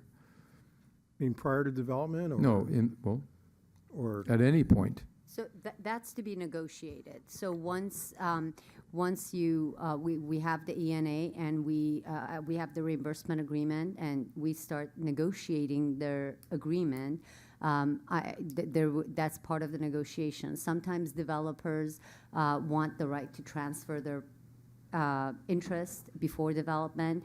The city historically has been very firm on not allowing that. The Carson Reclamation Authority has also provisions in its agreements that monitors that. There's certain circumstances, if they're bringing in a financing partner, there's a process for that. If they want to transfer all of it, for example, with Carson Goose, with Faring, we have a provision that they are not allowed to transfer the property to anybody, and it's very, very strict the way that's drafted until it's fully developed. So we've set up a process there. Then they could. I don't remember exactly how it plays out, but there's different layers and there's approval rights. City will have approval rights over certain circumstances, but before development, it's absolutely not. And rightly so, because if you remember, Councilman Deere, the council was concerned that you didn't want to entitle a project on a former landfill and have them transfer it to someone that may not be capable of finishing up a project of this magnitude. So it will be a consideration. I'm sure, they will want, developers typically want unfettered rights to transfer their interest whenever they want. I am confident Mr. Raymond will not recommend that to the CRA board or the council. So it will be negotiated. This is the time that all these negotiations will unfold. Well, quite frankly, if they are unable to perform, we might want them to sell their rights. I mean, you have to think of that option as well. That is And in that case, we would authorize it. absolutely. So as long as the city retains discretion over that, we're protecting the city. And that's typically how we set up our development agreements, that the city retains that discretion. So you raised a very good point. I was talking about unfettered discretion, that I said we would never recommend that to the council or the I CRA understand. board. Mhm. Thank you. I want to remind everyone, this is important to be discussing, but normally when there's a motion and a second on the floor, our council members have 5 minutes to speak. And it's not going back and forth, there's a motion and a second, but because this is important and we wanted to answer the questions, so could you do a wrap-up question, Mr. Deere? Well, Madam Mayor, let me remind you, the 5 minutes to speak does not count the answers to the questions. It's That's been not in going the on 5 minutes, and I it's been reminded going on you for of that in the 15. past. Please remember it in the future. I remembered it, but I watched Okay. the clock, it's been So, 15 minutes. I will just say that I'm very concerned about this coming on our agenda on consent instead of discussion. It doesn't pass the smell test when you do things like that. I've been down this road before, and it's deja vu tonight. I'm just really concerned that things are being approved and negotiated without the 5 of us being aware of it. And that's not fair to the people we represent, which are the residents of the city of Carson. So that being the case, I'm going to vote no on this substitute motion, and It's been for moved those and- very reasons. Thank you. Like It's been moved and properly second. Please cast your votes. Madam Mayor, Yes, I just want to ask a question for legal, and this is for the people in the community, and I'm going to ask it in layman's terms. If we pass this reimbursement agreement, does it take the cell or the interest on cell 1 out of anyone else coming in if they were interested in this property? It's a yes or no question. The exclusive, this reimbursement agreement doesn't do that. But the exclusive negotiation agreement that was approved by the Carson Reclamation Authority does that. But I want to remind everybody again that this was not a Reclamation Authority process. This was a state process. It's a very public process. The state has all the records of when the resolution declaring this a surplus land act was passed. Then it went in the state's hands where they're approved. The state process is so strict that they don't even allow affordable housing developers that are not on their listserv to even apply. So the CRA couldn't even go. I'll be candid, the CRA board did not want housing here. They actually were looking at hotel options, they were looking at other options that would be revenue generating, and we had to tell them they didn't have that luxury because the state has taken that discretion away from the city and the Reclamation Authority. And you have to go through the state mandated process to see if any of their approved developers reply. And if they do, the law requires the city and the Reclamation Authority to negotiate in good faith. And so negotiate in good faith, what does that mean? If, as Councilman Deere points out, during the investigation period, the ENA period, staff determine that this developer doesn't understand brownfields, this developer is not going to be capable of developing the brownfield, at that point, staff can make a recommendation that this should be denied because in good faith, we try to negotiate with them. However, they don't know what they're doing, so we're denying this. And the Reclamation Authority, without penalties from the state, can at that point deny it. But here's the thing, state will make you go through another Surplus Land Act process, and you have to then find another developer for housing. Now, if you get to a point that nobody applies for housing, At that point, and only at that point, you're allowed to talk to mall developers or hotel developers or something else. So that's how the state process works. I want to add, they do allow mixed use. The state allows mixed use affordable housing. Under On the Surplus Land Act? Yes. Yeah. It has to, yes, it has to have a housing component to it, absolutely, yeah. yes. Thank you. And there's no mixed use being proposed here, it looks like from the staff report Yeah, that we just got. Thank you. There's a motion on the floor. It's been properly second. Please cast your votes on the substitute motion.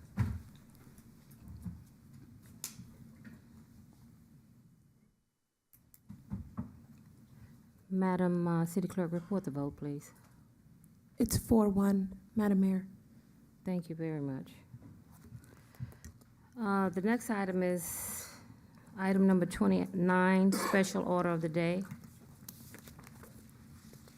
Yes, thank you, Madam Mayor. We would like to actually push that, if we could pull that item to the, and push it to the next council meeting due to some additional information staff needs to provide. Okay, and I want to thank the councilman for pulling this item, the one that we just finished discussing. And I want to go back now because our senator is here for him to do, where is Senator Bradford? You're He welcome, just stepped Madam out Mayor. for a moment. Need some water, Senator? You got it, fine, I was having a cough. Sorry.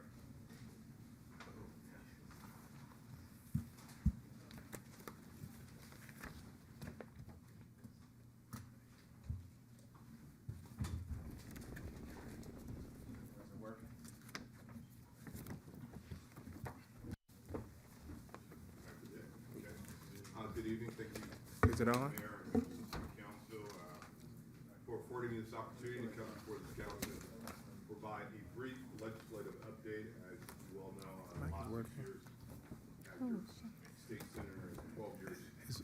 The mic is not on. I don't hear it working. Is the green light on? Yes, green light's on. Kevin?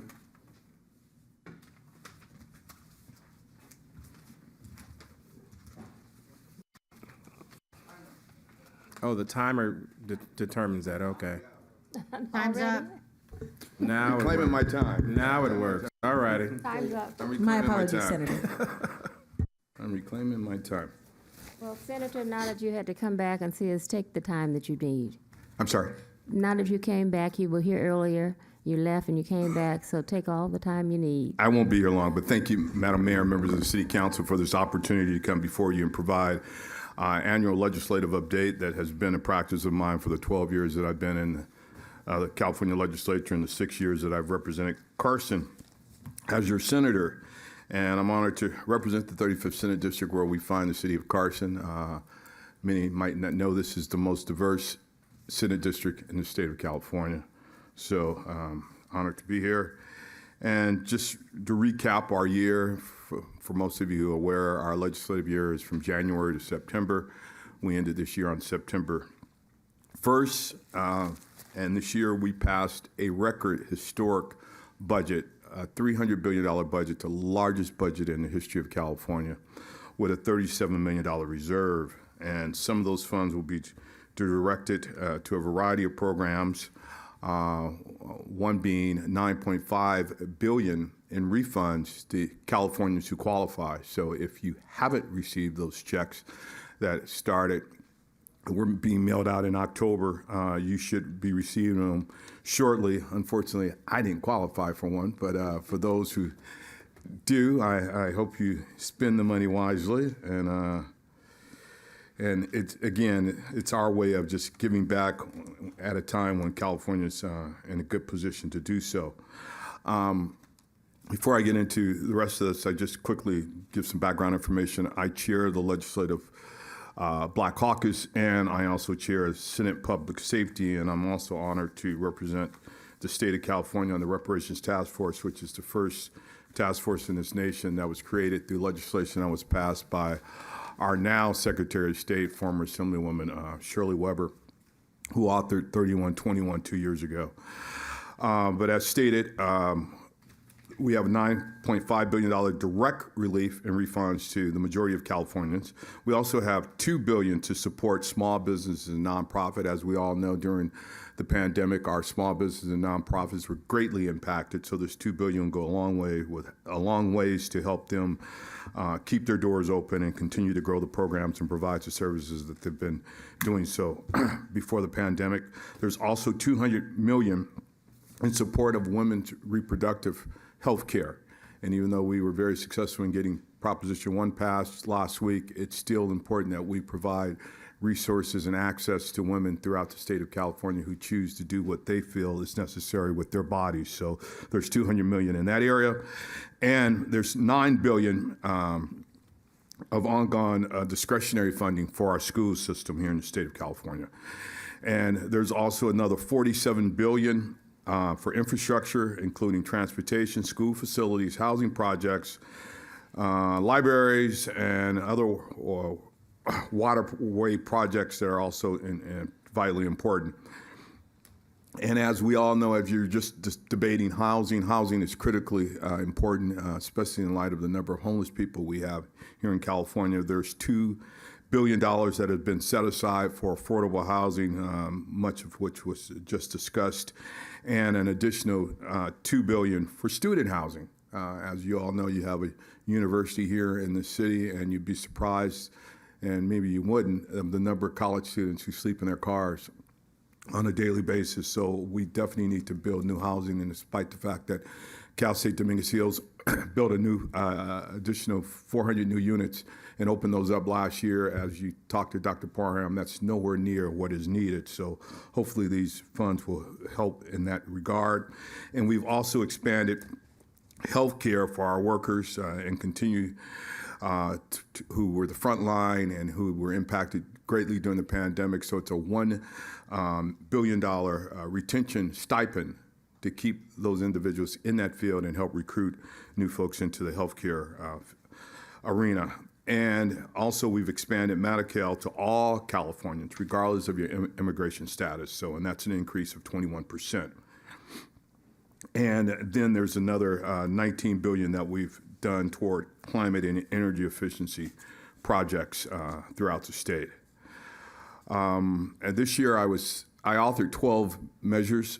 Of those 12, 8 made it to the governor's desk, and of those 8, 6 were signed. And in baseball, I'd be batting 500. I'd be an all-star, but in legislature, I felt like I was slacking this year. Usually I do much better than that, and I quickly identify those 6 that were signed. SB 1348, which is escrow licensure denial for drug offenses. This removes offenses involving controlled substances from the list of crimes required to automatically disqualify somebody or deny them a license as an escrow agent. So this is going to lead to more folks employed in that field. Pawnbrokers consumer privacy requires, and that was SB 1331, requires pawnbrokers to continue to collect and record serial numbers of all items used as collateral, as well as the personal information of the customers. However, only the serial number would be entered into the CAP system, thereby protecting the personal information of those customers. Also, SB 1396, which is a tenant credit reporting bill. As we all know, many renters pay their rent on time for years, if not decades, and they have nothing to show for it. This bill now allows them to establish credit, allowing those landlords to report the on-time payment to a credit bureau, so those individuals can hopefully eventually become homeowners, if nothing else, help establish a credit history for them. And SB 1334, unpaid nursing hours. Again, many of our healthcare professionals in the public sector were denied rest breaks and lunch breaks during the pandemic. This bill assures that they will be afforded the same rights as those individuals who work in the private sector in the medical field. We saw how our UC medical professionals were greatly impacted by this. So I think it will lead to quality patient care as well throughout California. And SB 1469, which is a water decoupling bill, which authorizes water utilities to utilize a rulemaking process referred to as decoupling, which eliminates the incentive of water utilities to increase water use but instead promote conservation. So most of our water agencies throughout Southern California endorse that measure. And then last, the Water Replenishment District Contracting amends the Water Replenishment District Contract Act to provide flexibility for the purchase of materials and equipment and supplies, and again, to help provide the needed resources, but not impact those consumers. And just quickly, as I stated, I serve on the task force, the Reparations Task Force. We've had a series of meetings over the last year, and I don't know if you received the first report that was out in June. If you haven't, I strongly encourage each and every one of you to get a copy of it. It's easy reading. It's only about 500 pages, but it really captures what role California played in slavery, even though we said we were a free state. It was only a name only. We adhered to all that other slave states had. We had a fugitive slave law. We had bounties that if you were a runaway slave, the bounty hunters could come and take you back, or if you were brought to this California as a slave, you were treated just as such. And many people are unaware, our first governor in the state of California owned slaves, and he had literally advocated for the total annihilation or the removal of African Americans in the state of California in its entirety. So we do have a history, we have a legacy, so that's what we'll be working on. Our next meeting is in October, on October 14th, so I encourage you guys to make your constituents aware. This task force will be charged with not only studying the history, but making recommendations of what reparations will look like sometime at the end of next year. And before I take my seat, I just want to encourage you, Thanksgiving is in a couple of weeks. We have a turkey giveaway next week, Tuesday the 22nd at El Camino College from 10 a.m. to 12 noon. I would encourage all residents who need assistance or those who know families that need assistance at this time to come out and take advantage of that. And on that note, Madam Mayor and Council, I will stop here, and if you have any questions, I'll be more than happy to answer them. Thank you, Senator, for that update. Any questions or comments, MPT? No, I don't have any questions for the senator, but just want to applaud our senator for being upfront and active in our community. There are a number of things that you did champion this year. I want to point out one of the champions that you did not mention. You championed getting back Bruce's Beach for a community that it was stolen from. And I know you don't like to toot your horn, but if Big Mama was here, she said it would be a poor dog that won't wag his own tail. But we want to just hold you in high esteem for getting back Bruce's Beach and restoring it to that family. We know that you are a champion for that, and we appreciate all the work that you've championed in the district. But particularly, we wanted to highlight that in the day of people taking things that don't belong to them, and you went back and tried to right a wrong that the county had did with your legislation. So I'm grateful and appreciative, and I wanted to highlight that. I'm not sure that I heard you say that, no, I didn't. But I wanted to make sure that went down in your championship numbers tonight. Thank you. And I did fail to mention I've secured almost $60 million district specific. I'll go over those real quick. $5.2 million for Angels for Sight. I'm pretty sure you all are familiar with that program that has provided eyeglasses for needy children throughout the county of Los Angeles. So we've secured this program is so needed, I should say, and many times you have kids who are low performers in school, and it's not because of ability, it's because they can't see the board, and we found that out. So it's $5.2 million to do that. Another $7 million for the Inner City Youth Orchestra.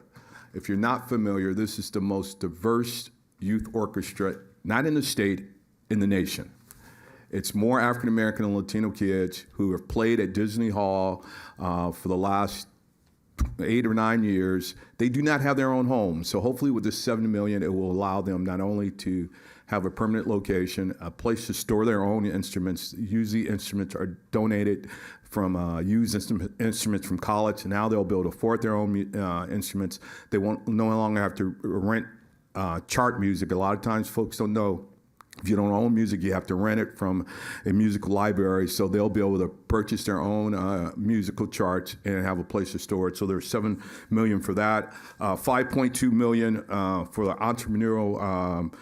entrepreneurial education center headed up by Barbara Stanton. I'm pretty sure many of you know Ms. Stanton out of Watts, who has done tremendous work with coding and artificial intelligence and working with kids and teaching them the bridging this digital divide and making them aware of all the careers that are available in that field. And then something that truly intersects the city of Carson, the 91 freeway. You know, the Alameda off-ramp and on-ramp has been closed for a number of years due to a fire. We've secured $12 million to start the repairs. Even though the repairs are going to cost close to $30 million, we were able to get $12 million just to begin that work. And then another $5 million for Gardena Boulevard for their revitalization as well. And I appreciate you bringing up Bruce's Beach. I was able to secure $40 million for Allensworth. As I said, Allensworth is Bruce's Beach on steroids. It was a whole town that was started by African American, by Colonel Allen Allensworth in 1908. It was a flourishing town that was founded, governed, and financed by African Americans, and not until similar racist acts that happened to the Bruce family in Manhattan Beach, where they cut off the train stop, they poisoned the well, and cut off the water. It totally decimated that town. So we've secured $40 million to help restore that piece of land, that town. It's now a state park, but if you visit it, it lacks all of the amenities that we are accustomed to at our state park. So we've secured $40 million there for that project as well. So thank you. Awesome. Any questions for our senator? Keep doing the good work. Councilman Deere. Thank you. Steve, you're doing a great job. Thank you. I've known you many, many years, and I'm very proud of the accomplishments, and I'm sure there'll be many more. Thank you. I think we all do this. They say you run for office for one or two reasons, to be something or do something. I think we all want to do something here, so that's the only reason that I do this work. So thank you. Thank you. Any further comments? Well, thank you, Mr. Senator, and thank you for coming back. We appreciate the presentation. No problem. Thank you. Thank you.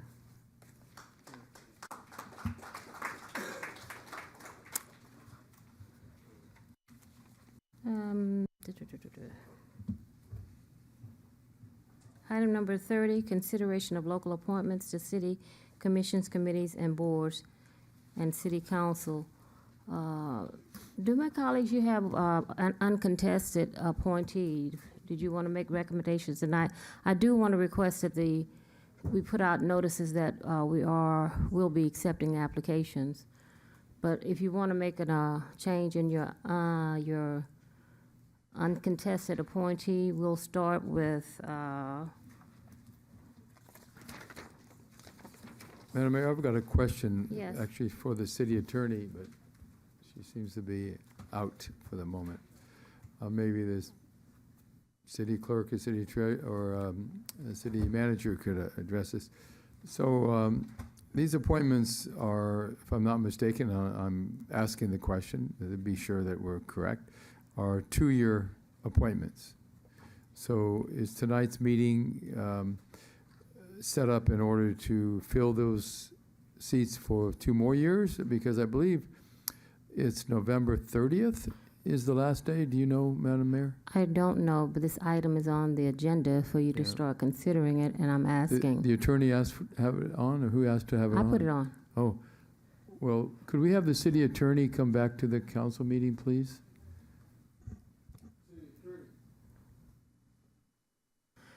It is my understanding if you have a uncontested appointee, you can move them at any time. So the question to the city attorney is this, as soon as she gets settled. I had to do my woman's piece with the senator in the House to get a little video from him for the support for the woman in Iran, so I apologize. It was very important, sorry. Yeah, so that is very important. I agree. There's no doubt about that. But we have a question. Sure.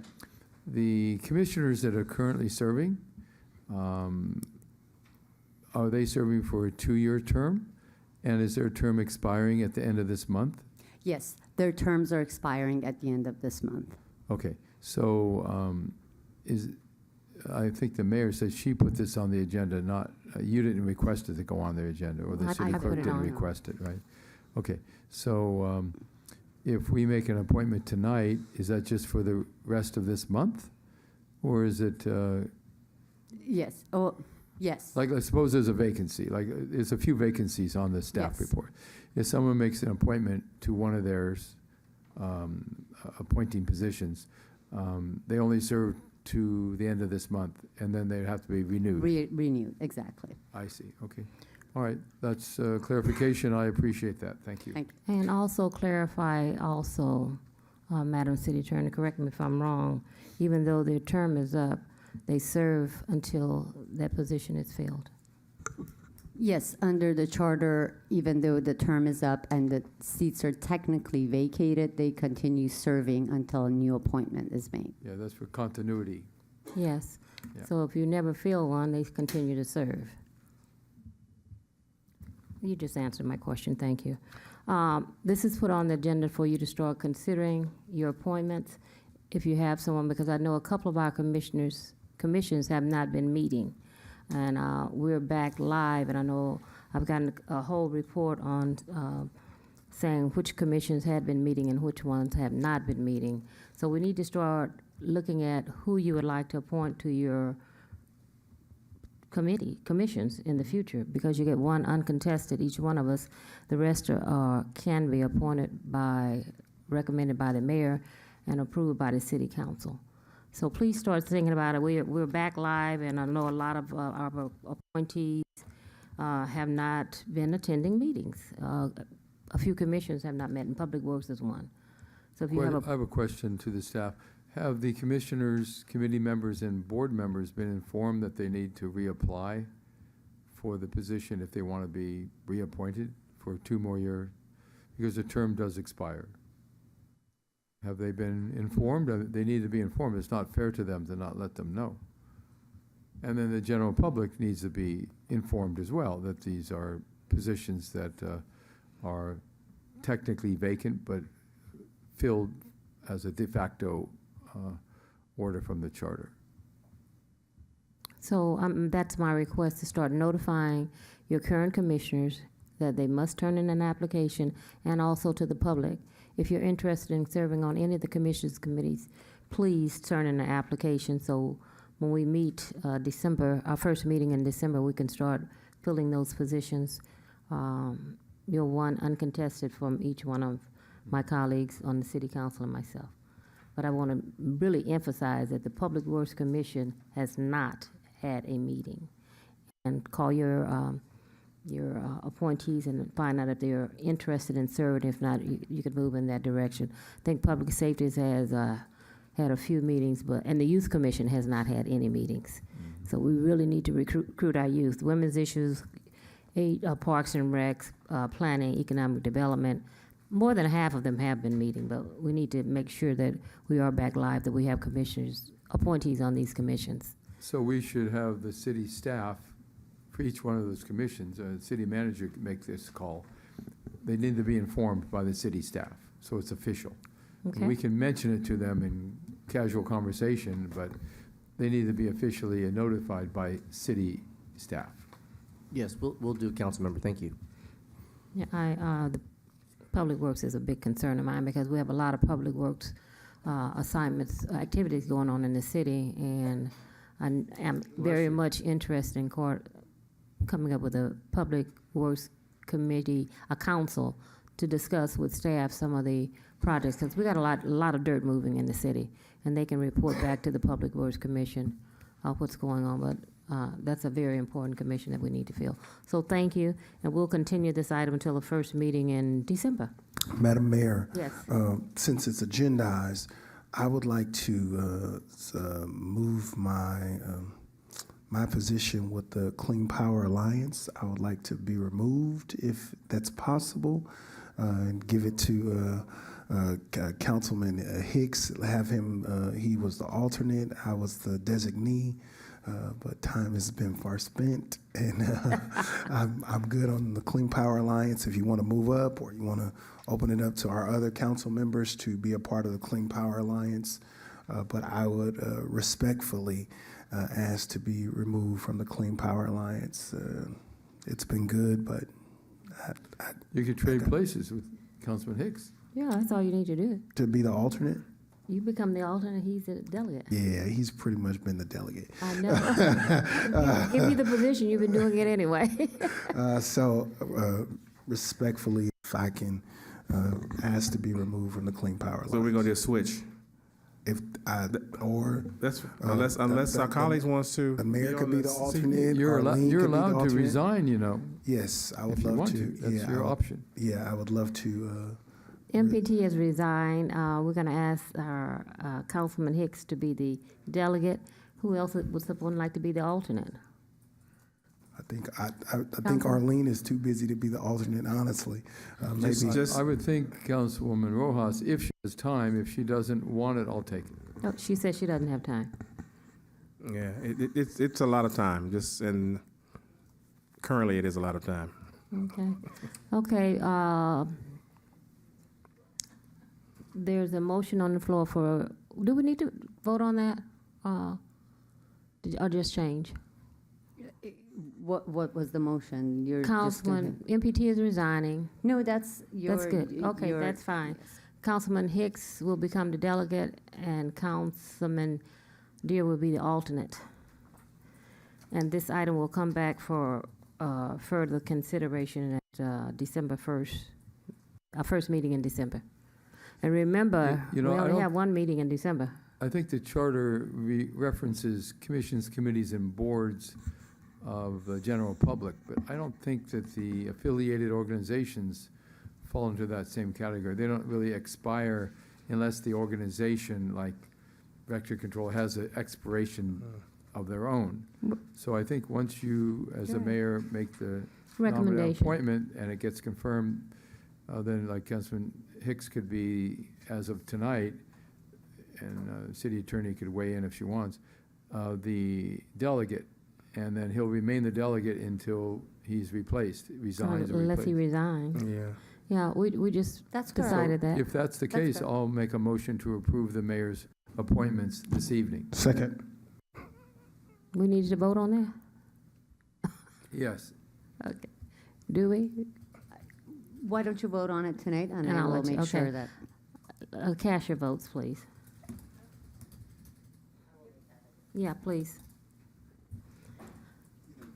I didn't. City Clerk, report the vote, please. It's unanimous, Madam Mayor. Okay, the next is a second reading of an ordinance number 22220, approving specific plan number 2320, Carson Loft specific plan and zoning change number 184-2 run from commercial general with a design overlay to specific plan number 2320, Carson Loft specific plan. Staff? We don't need, this is a second Yeah, reading. Madam Mayor, since it's a second reading, I'll just make a motion to move staff recommendation. Second. It's been moved and properly second. Please cast your votes.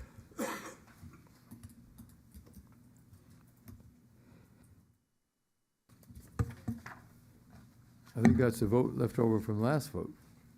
It's That's a new vote. New vote? Yes. Okay, all right. It's Report the- unanimous, Madam Mayor. Thank you. Let's see, what do we have here?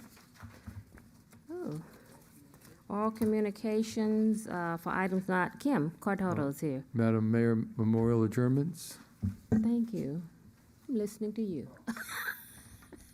Memorial adjournments. Madam Mayor, I did not receive a list from Val, but if it's okay, I would like to add a name. Yes, please. You didn't receive anything from Val? I did not. We did not receive a list from Val today, so, Okay. I have one to add also. okay. I would like to add the name Wilfred Sayo, which is Joy's brother, Joy Oh. Simarago. I already hear that, Yes, Joy. so if we could just keep her family in prayer, please. Thank you. I'd like to add Ronald Williams. I believe the councilman, when I called in earlier, they told me he had already did it. Yeah, the council staff should have informed the city clerk already. We They did not did? get a list, and I double-checked within the meeting. I did not receive an email. Oh, okay, well, certainly, Ronald Williams,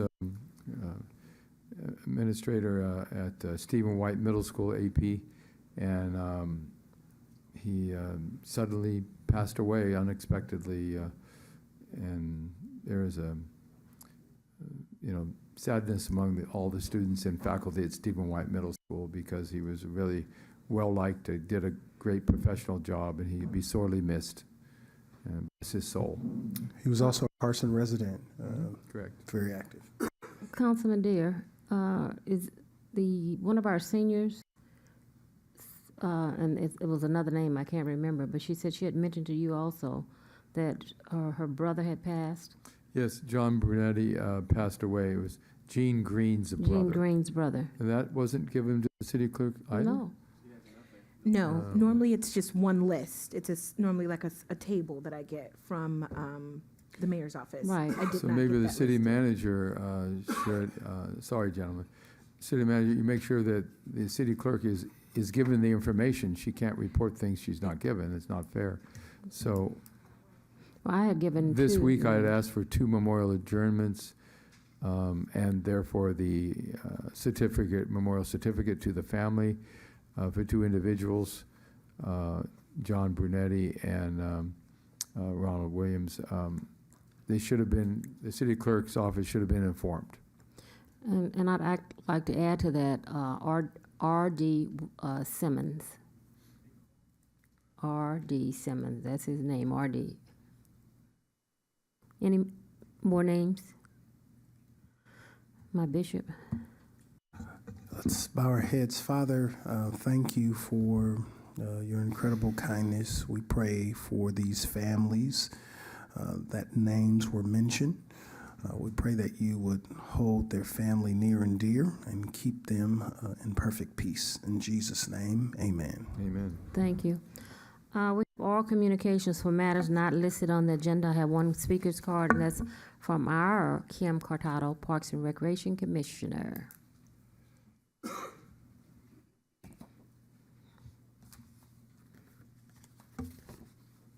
You have another one? Okay. I think it's, okay, there it is. Good evening, Madam Mayor, Council staff, Kim Cortado, Parks and Recreation Commissioner. Just here to give you an update on upcoming events we have. November 19th, we have the Country Western Fair that will be held at Dominguez Park from 12 noon till 6 p.m. Also, this Sunday, the mayor and CCCA, Carson Citizens Cultural Arts Foundation, will be doing a turkey giveaway at Carson Mall starting at 3 p.m. For Carson residents. December 1st, we also have the tree lighting at the Carson Event Center at 6 p.m. Call 310-835-0212, extension 1470 to RSVP for that.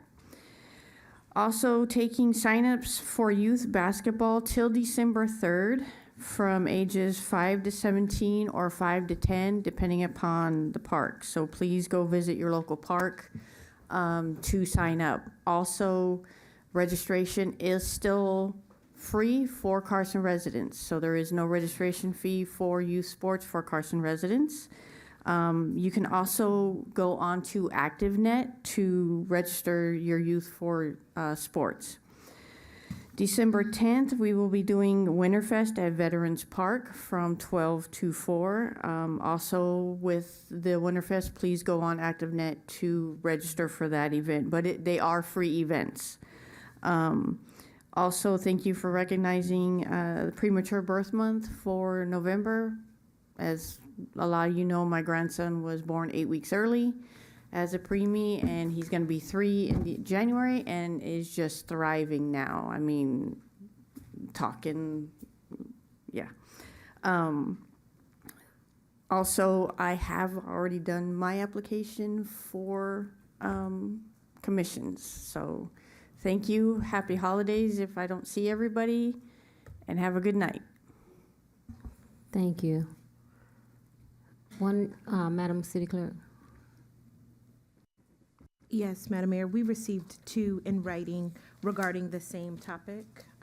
I'm assuming it's from the same person. It is regarding the chickens again. The chickens. Yes, the zoning, Oh, okay. the animal zoning request for chickens. So, the chicken ordinance. Thank you. Okay.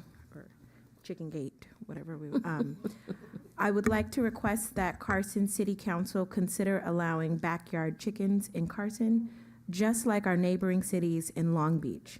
Please add this request to your upcoming agenda. As you are aware, chickens provide a steady supply of fresh, organic eggs, thus saving time on gas and money.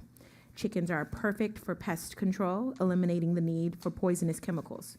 Chickens make perfect pets, and each has its own unique personality. Chickens are entertaining and educational. It's fun to watch them grow, from yellow chicks to full-grown chickens. The whole family contributes to the care of the chickens. Chickens help teach responsibility and teamwork and keep making the family united. The children are encouraged to put down their video games and take a break from social media to care for the chickens, whether it's cleaning their coops, feeding them, or just going outside to enjoy them. Chickens prevent food waste. Food scraps no longer get thrown away. Everyone loves being the one to take the scraps to the chickens for the joy of watching them eat them. Chickens provide free organic fertilizers.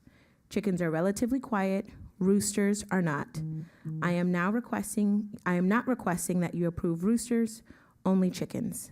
And that is from our concerned resident, Griselda Vasquez. There is a longer version, but I have read the more abridged version in honor of time, Madam Mayor. Thank you, thank you. Next is oral communications, request by council members to add items to the for future agenda. Okay. Madam Mayor? Yes. I am asking for the mobile home park zoning ordinance to come forward before this illustrious legislative body so we can finally establish a mobile home park zone to protect our mobile home park residents. In addition, I'd like to bring forward onto the agenda a adjustment to our agenda ordinance, which requires 4 council members to put something on the agenda over the objection of the mayor. Quite contrary to a meeting before last when it was said quite wrongly that that was something I created. I did not create that. That's a intentional misinformation given out to the public, and that needs to be corrected, and I will continue to correct it if need be, but that's what I'm asking for. And then I think we need a staff report on the idea of allowing chickens in Carson, since we don't allow them apparently, and I'd like to see it on the city council agenda for consideration of this illustrious legislative body. Thank you. Yes, thank you. 32610, ordinance receives final approval from 4 council members to only have 3 votes. It's not a lie. It happened 326-2010, so the difference is that you had 3. Majority, that's called Albert Robles had democracy. 4. Before there was 0, before you became the mayor, so he just outsmarted you and put 4 up there. So it's not a lie. Daily Breeze. And the ordinance, I have it. So it's not a lie. It's just you had 3, and we've never did that before you. So it's not a lie, folks. Well, as you point with your left arm to Cedric Hicks, he only votes the way you tell him to vote, and that's part of the problem. We can't get 4 because you won't let him. If he would allow. Excuse me, I an vote item the to way go I'm on the supposed to agenda, vote, not by what somebody else would. tells me to do. Now, We you would have brought 4 votes, my name but into your mouth, then don't do that. Well, I will now, do that. Be more respectful of me, You're since you can't be interrupting. respectful of yourself. I have the floor. You may have the don't floor, have but I'm the one that's controlling the floor right now. No, Understand you're not who you're controlling talking the to. floor. All you're doing is Okay, yelling. we've had a nice I'm not going to sit up here meeting. and allow you to do that. I'm not going to do that. 2022 is a whole new year. We're not going down that road. Not with me. Okay, well, I stand by my words, and so does every employee in the city of Carson, and pretty much every resident in the city of Carson agrees with me. So I have no other thing to say about it other than that, Thank and you. that's strong enough. Thank So you. that's why that ordinance needs to be changed. And since we're on the topic, Madam Mayor, we're kind of blending into oral communications from the council members. No, we want, I I want want you to to go, know, just a second. excuse me, I have the floor. I'm not on that yet, I sir. have the floor, I know. I'm not on that item yet. I made a comment, all right, we're on this agenda item, and I have the floor, thank you. Please do not interrupt me this time. Okay, I take great offense to you referring to me as a monkey at the city council meeting. And it was brought to my attention by other people in the audience, what you did. Now, it was also brought to my attention, and I didn't pay much attention to it, the meeting before that, you referenced my death, meaning saying, oh, we don't know how long you're gonna live. You know, that's totally inappropriate for a mayor. It's inappropriate for any council member. It's inappropriate to be said at a business meeting of the people of the city of Carson. So you really should apologize for that. I don't think you're strong enough to do that, but maybe you will someday. Thank you very much. Clarification, I think you need to listen to the tape. It did not say you made a comment and you need to listen to it. And I said, I do not know when you're going to die. You said, the question was, it'll be in my lifetime. I said, I don't know when you're going to die. When I said monkey, I said, one monkey don't stop no show, and it was at the end of a meeting. It was not referred to you. But let me read this item, and you will send you on an apology. October 3rd, 2017, I think that was called the B word, and I'm still waiting on a response. October 3rd, 2017? October 3rd, 2007. 2007? 2007. I still haven't gotten an apology, and it doesn't bother me about this. I have a written document from your colleague saying what you called me, and I haven't. Yeah, and you know that's not true because you Okay. lied. You Okay. lied that night. If you Okay. want to lie again tonight, that just makes Again, you official. a person that tells lies. So Here it is, I rest my case here on it that one is, as Here well. it is, everyone. Documentation. You So go let's ahead leave and it ramble alone. all you want. I'm not rambling. Facts don't lie. Sorry. Yeah, I but have the people date, do. time. Facts do not lie. You do. And I haven't received an apology, and it doesn't bother me because it's not, I know what I am. And it's not what you call me. So therefore, I would like to remind staff that on December 2nd, and to the public, we will not be having a meeting here in council chambers because the carpet will be replaced, December 6th. And we will meet at the community center because we are remodeling this community center, and it happened while, you know, we're getting new carpet, we're getting a facelift. Thank you to the staff for making that happen. And then we'll be at the community center, so make sure we post that, Mr. City Manager. Then I also want to talk about registration for youth sports. I was at Dominguez Park for a town hall meeting, and the residents there are quite concerned about the fact that they must go online to register.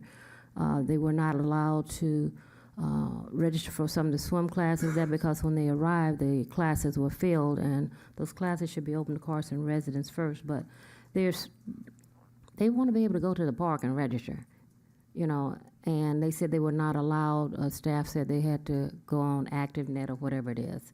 So please, I know, Robert, you're saying that, but I've heard this several times that they have to go on ActiveNet. And I experienced that when I was doing the women's conference also, until we did it the old-fashioned way, the 2 weeks before the conference, because ActiveNet was so difficult for them to register. There were 89 people registered, but when we did it the old-fashioned way, the numbers went in 2 weeks from 89 to 400. We increased it by almost 300 people. So I've said it often, and that we need to be flexible. The senior citizens also had that same concern when I met with them today about the home improvement program. By the time they were able to figure it out, no, Mr. City Manager, you said that we were going to set aside some slots so they could come in and register, but they're not able to use these computers, and they're getting left behind and left out. So we just need to come up with some way to address that. Youth sports, registration for any sports program, because we want our residents in these classes. Please let your staff know that they can do old-fashioned, old-school registration, and I think that has a lot to do. If you look at our numbers, they're down in our youth sports program. They're not as high as they used to be going the old school. And I also would like to say to the public, our registration fee for youth sports is free. We passed that. And staff, if they don't want to buy a trophy, they don't have to buy one. If they want to come and play, if they don't want to play in a uniform, they don't have to. Registration fee is free, and I think, and I've heard this from several parents, they can't register until they buy the package that they've put together. Registration is free. They can play all day long. It's free. So we want to make sure of that. And then I was also talking to our seniors today, the bingo. Three of the clubs have their bingo. They've submitted all their work. The club that meets on Friday, I don't think they want to play bingo. That's the Filipino, they do the birthday celebration. I don't think they want to play bingo. They celebrate anniversaries and birthdays. On Fridays, they don't play bingo. So if we have 3 classes, those 3 classes, we should be able to go back to having bingo where they get the prizes and everything else. I thought that was worked out. Mr. City Manager, could you ask Mr. Lennox? I don't know where, I couldn't answer them. Are we good? Are we going back or what? I'm going to go ahead and answer. Yeah, thank you, Madam Mayor. Yeah, all of those groups have actually been given green light to return to doing bingo operations. I think the issue was only regarding whether they do it for money or not, which is some of them working through their permitting.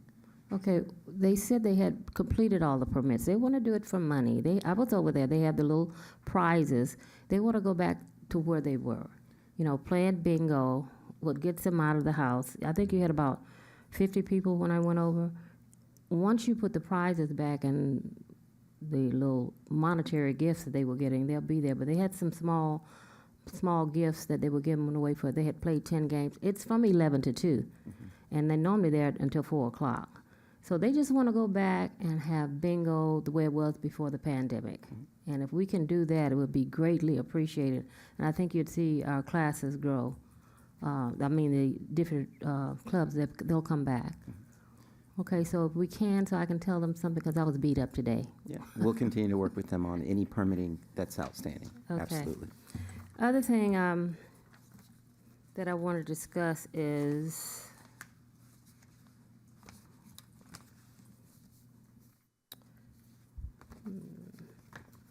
while I'm looking for this, I'll go to the next person. Madam Mayor, is this for requests on the agenda? Yes. I don't have a request, but I do have, and then we'll come back and make comments. You're going to open that up, right? For us to make Oral communications, next item on the That's the next item. I just wanted to, the secretaries, they were unable to send the document today because they didn't have any computers in their office. The computers were moved out of their office. So Leonard C. Johnson is one of the memorial adjournments. Falafa Tifalo is one of the memorial adjournments. Deborah K. Frontno, which is the sister of Diane Thomas. Deborah Barmore. Pastor Kelly Taylor. Ronald Williams. Joshua William Bertie. And also R.D. Simmons were the ones who were supposed to be on the memorial adjournments tonight. So I'll send that to you as well. I just wanted to let you know why the staff were unable to send it. They didn't have computers in their office today. Is that what okay, thank you. Councilwoman. Yes. Are we at oral communications? You have any correspondence items on the agenda? No. Nothing on the agenda. Maybe it could be. Just congratulations to everyone that was elected and to the city clerk. Do we have an update on the certification of votes and swearing in? So I guess it could get on our agenda. It will be. Okay. Do we have an update for the public? Madam Mayor, permission to respond? Madam Mayor? Yes, May I respond please. to Councilwoman? Yes, please. Thank you, Councilwoman, and congratulations to you as well.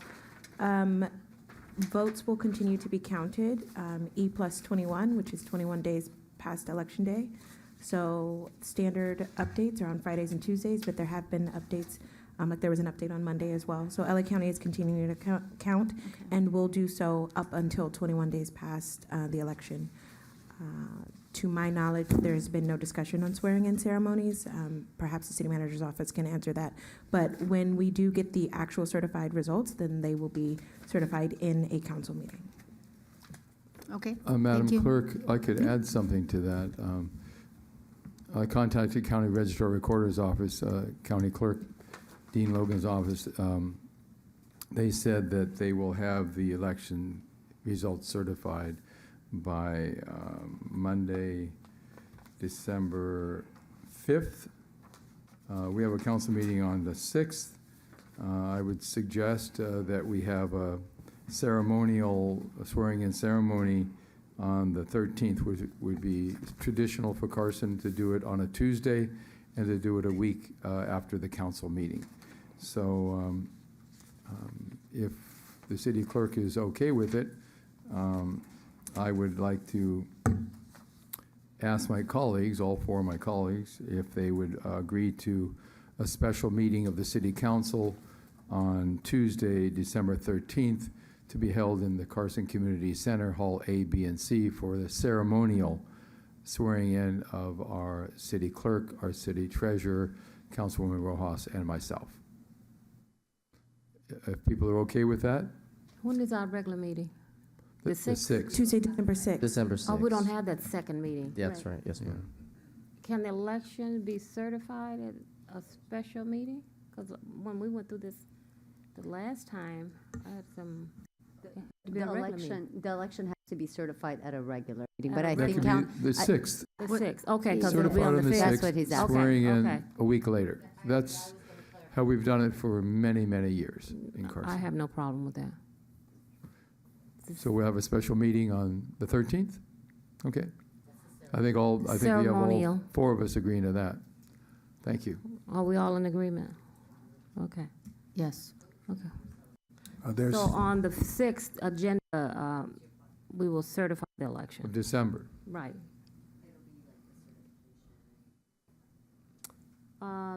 Councilman Hicks, did you finish? I didn't have anything for agenda. Okay, I have an item, not an item, but it's, I like it incorporated, it's SB 1100, Mr. City Manager, additional process for removal of disruptive individuals from agency meetings. I like to incorporate that into what we have already. And then, I don't know about how we incorporate or let our employees know, the new law allows for eligible employees to take leave of care for a designated person, and that has been extended. You have that? Okay. Okay. So, where are we on the agenda? Madam Mayor, under oral communications? Yes, please. Okay, I'd like to wish happy Thanksgiving to everyone in Carson and beyond. And again, congratulations to our illustrious city clerk, Dr. Cleo Bradshaw. Congratulations on your election victory for a 4-year term. Thank you, The Councilman. people have faith in you, and of course, they have faith in our illustrious city treasurer, Monica Cooper. Congratulations to you as well. And again, congratulations to our council colleague, Arlene Rojas. And Thank that's all I you. have. And then a special meeting, so that's it. Thank you. Councilwoman. Good night. Thank you. Again, thank you, everyone, for the reelection, and happy Thanksgiving to everyone and our city staff and all our supporters. So thank you. MPT.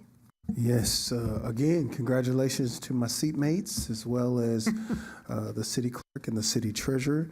Certainly, numbers are still coming in. They just updated some more numbers, so you guys are winning by a landslide. Everybody's just sliding on through. I also want to congratulate our neighboring city. It just became official today. My friend and brother, Mayor Rex Richardson, the mayor of Long Beach, his partner, his seatmate, She conceded today, so he made it official, even though votes are still coming in. I want to say congratulations to Rex Richardson, who has done an amazing job to be elected the first black mayor of the city of Long Beach. And I'm just excited for him. When he shared, Alpha man, sir. And he's an alpha man. I'll give you that. He's definitely an alpha man. So I want to congratulate them. And maybe the next meeting I will congratulate Karen. Her counterpart has not conceded yet, but she is up by 30,000 votes at the present moment. And then I also want to say happy Thanksgiving to everyone in the wonderful city of Carson. We have so much to be thankful for. Outside is officially back open again. And then for the holidays, I am personally throwing what I'm calling a holiday sneaker ball, and it's open to the community, a holiday sneaker ball, and we're going to get together and just have some fun because outside is back open. Grateful. It's going to be on December 10th. You can look on social media for our holiday sneaker ball, and we look forward to serving you and all those wonderful things. But happy Thanksgiving to everyone. It's a wonderful thing to give thanks. I know that some of us are missing loved ones who just left us, but we're still here and we have the ability to say thank you. So thank you, Madam Mayor, for this opportunity. Appreciate it. Grateful. I want to announce my 14th annual turkey giveaway will be this Sunday, November 20th, 3 o'clock at the South Bay Pavilion, right adjacent to Target. We're going to give away over 500 turkeys and or $20 gift cards to this event. This is my way of giving back, and I want to say thank you. Happy Thanksgiving, Carson. You're the best. I forgot to say congratulations to Robert, our new chief, our new sheriff, Robert Luna. His counterpart conceded earlier today. So we want to say congratulations to Robert Luna as well. He's well ahead. Thank you. Are there any other comments? Thank you. Luther? Thank you, Madam Mayor. I just want to say to the staff, we just celebrated our Veterans Day, and Ted Chin from Channel 4 was our MC. And we were able to get some good airtime on Channel 4 in regards to what we did here in the city of Carson. It was ironic that they selected one of the longtime standing residents who has gone to every last Veterans Day celebration in the city of Carson. Her name is Sharon McGee.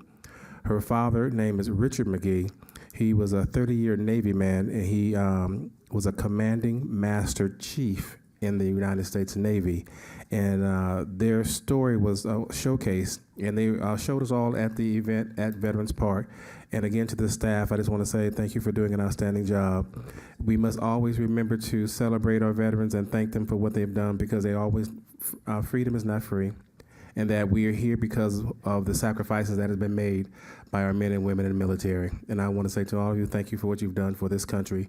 And we must continue to keep them in our prayers, and the family as well. Thank you. Thank you. Bill Smalley, come on down. You were holding this card. Madam Mayor, while Bill is making his way, two things.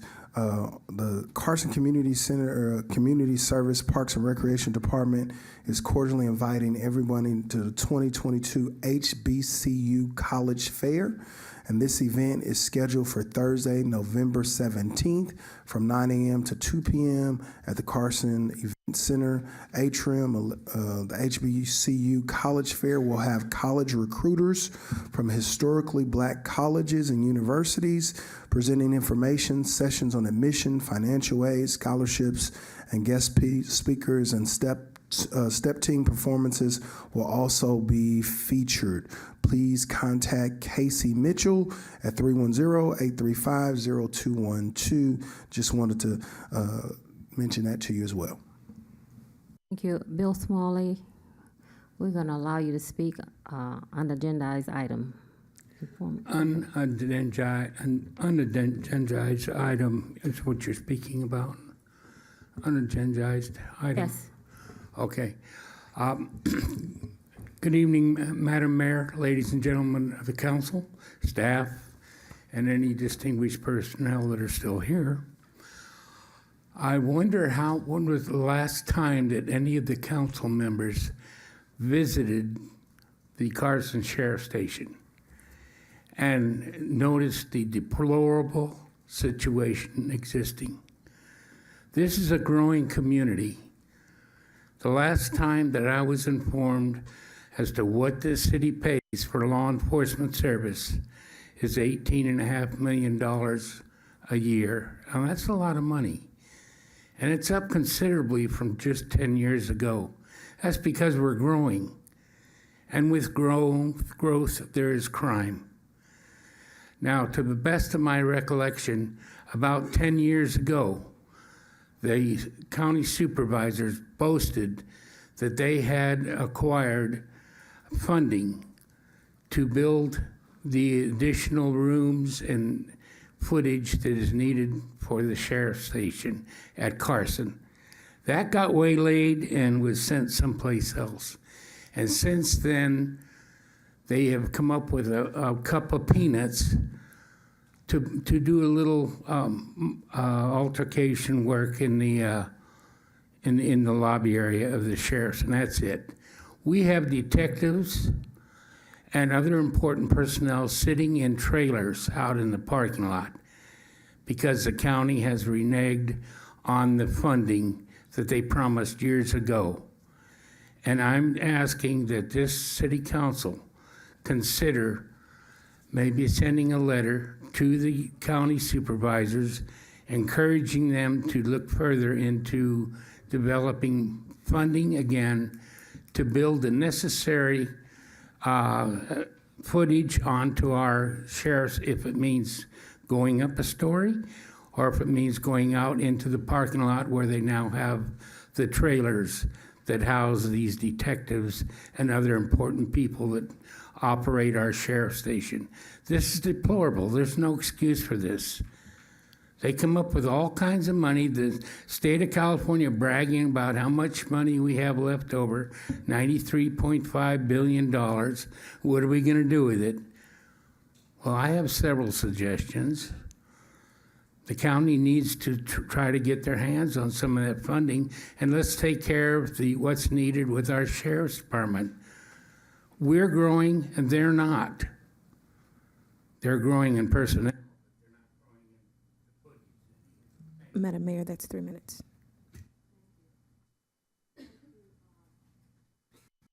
Oh, Mr. Madam City Mayor, Manager, I just wasn't got there- notice. Just a second. Wasn't there some funds appropriated by the county to renovate the Carson Sheriff Station? There are some funds, Madam Mayor. I spoke with Captain Jones about it, and we actually have a plan that we have in place. I've shared it with a few of you. It's still early in stage, but we believe we have a solution to the issue that Mr. Smiley has presented, and so hopefully that's something that can be presented to this council here in the upcoming months, but it's definitely a plan of action, and they do have that money awaiting to be able to build. As we know, they can't touch the current facility due to it being a historical building. However, there is, again, some alternatives and solutions that we've come up with, and so we hopefully are looking forward to bringing that to you as a council here shortly. Okay, Councilman Deere. Yeah, segue on that. Yeah, that money's been sitting there for a number of years, and the County Board of Supervisors they haven't released it yet, so we're still waiting. But yeah, I want to mention on November 17th, there is a cybersecurity 101 workshop. It's a Zoom meeting put on by Cal State University Dominguez Hills, and Councilwoman Arlene Rojas and her Public Safety Task Force is leading the effort on that. So I want to again remind you, it's 6 o'clock p.m., Thursday, November 17th, 2022.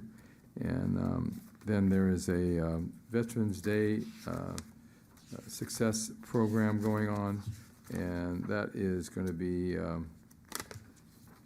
looks like November 15th, and then on December 3rd, a youth basketball sign-up starts. So we just want to remind the public of those things that are coming up. Thank you. Thank you. Madam Mayor. Yes. Yes. Some of us attended a beautiful event, so I think it's fitting to congratulate our newlyweds, Mr. and Mrs. Isa and Sophia Polito. Congratulations on their wedding. Very beautiful event. Thank you. Congratulations. Okay, here.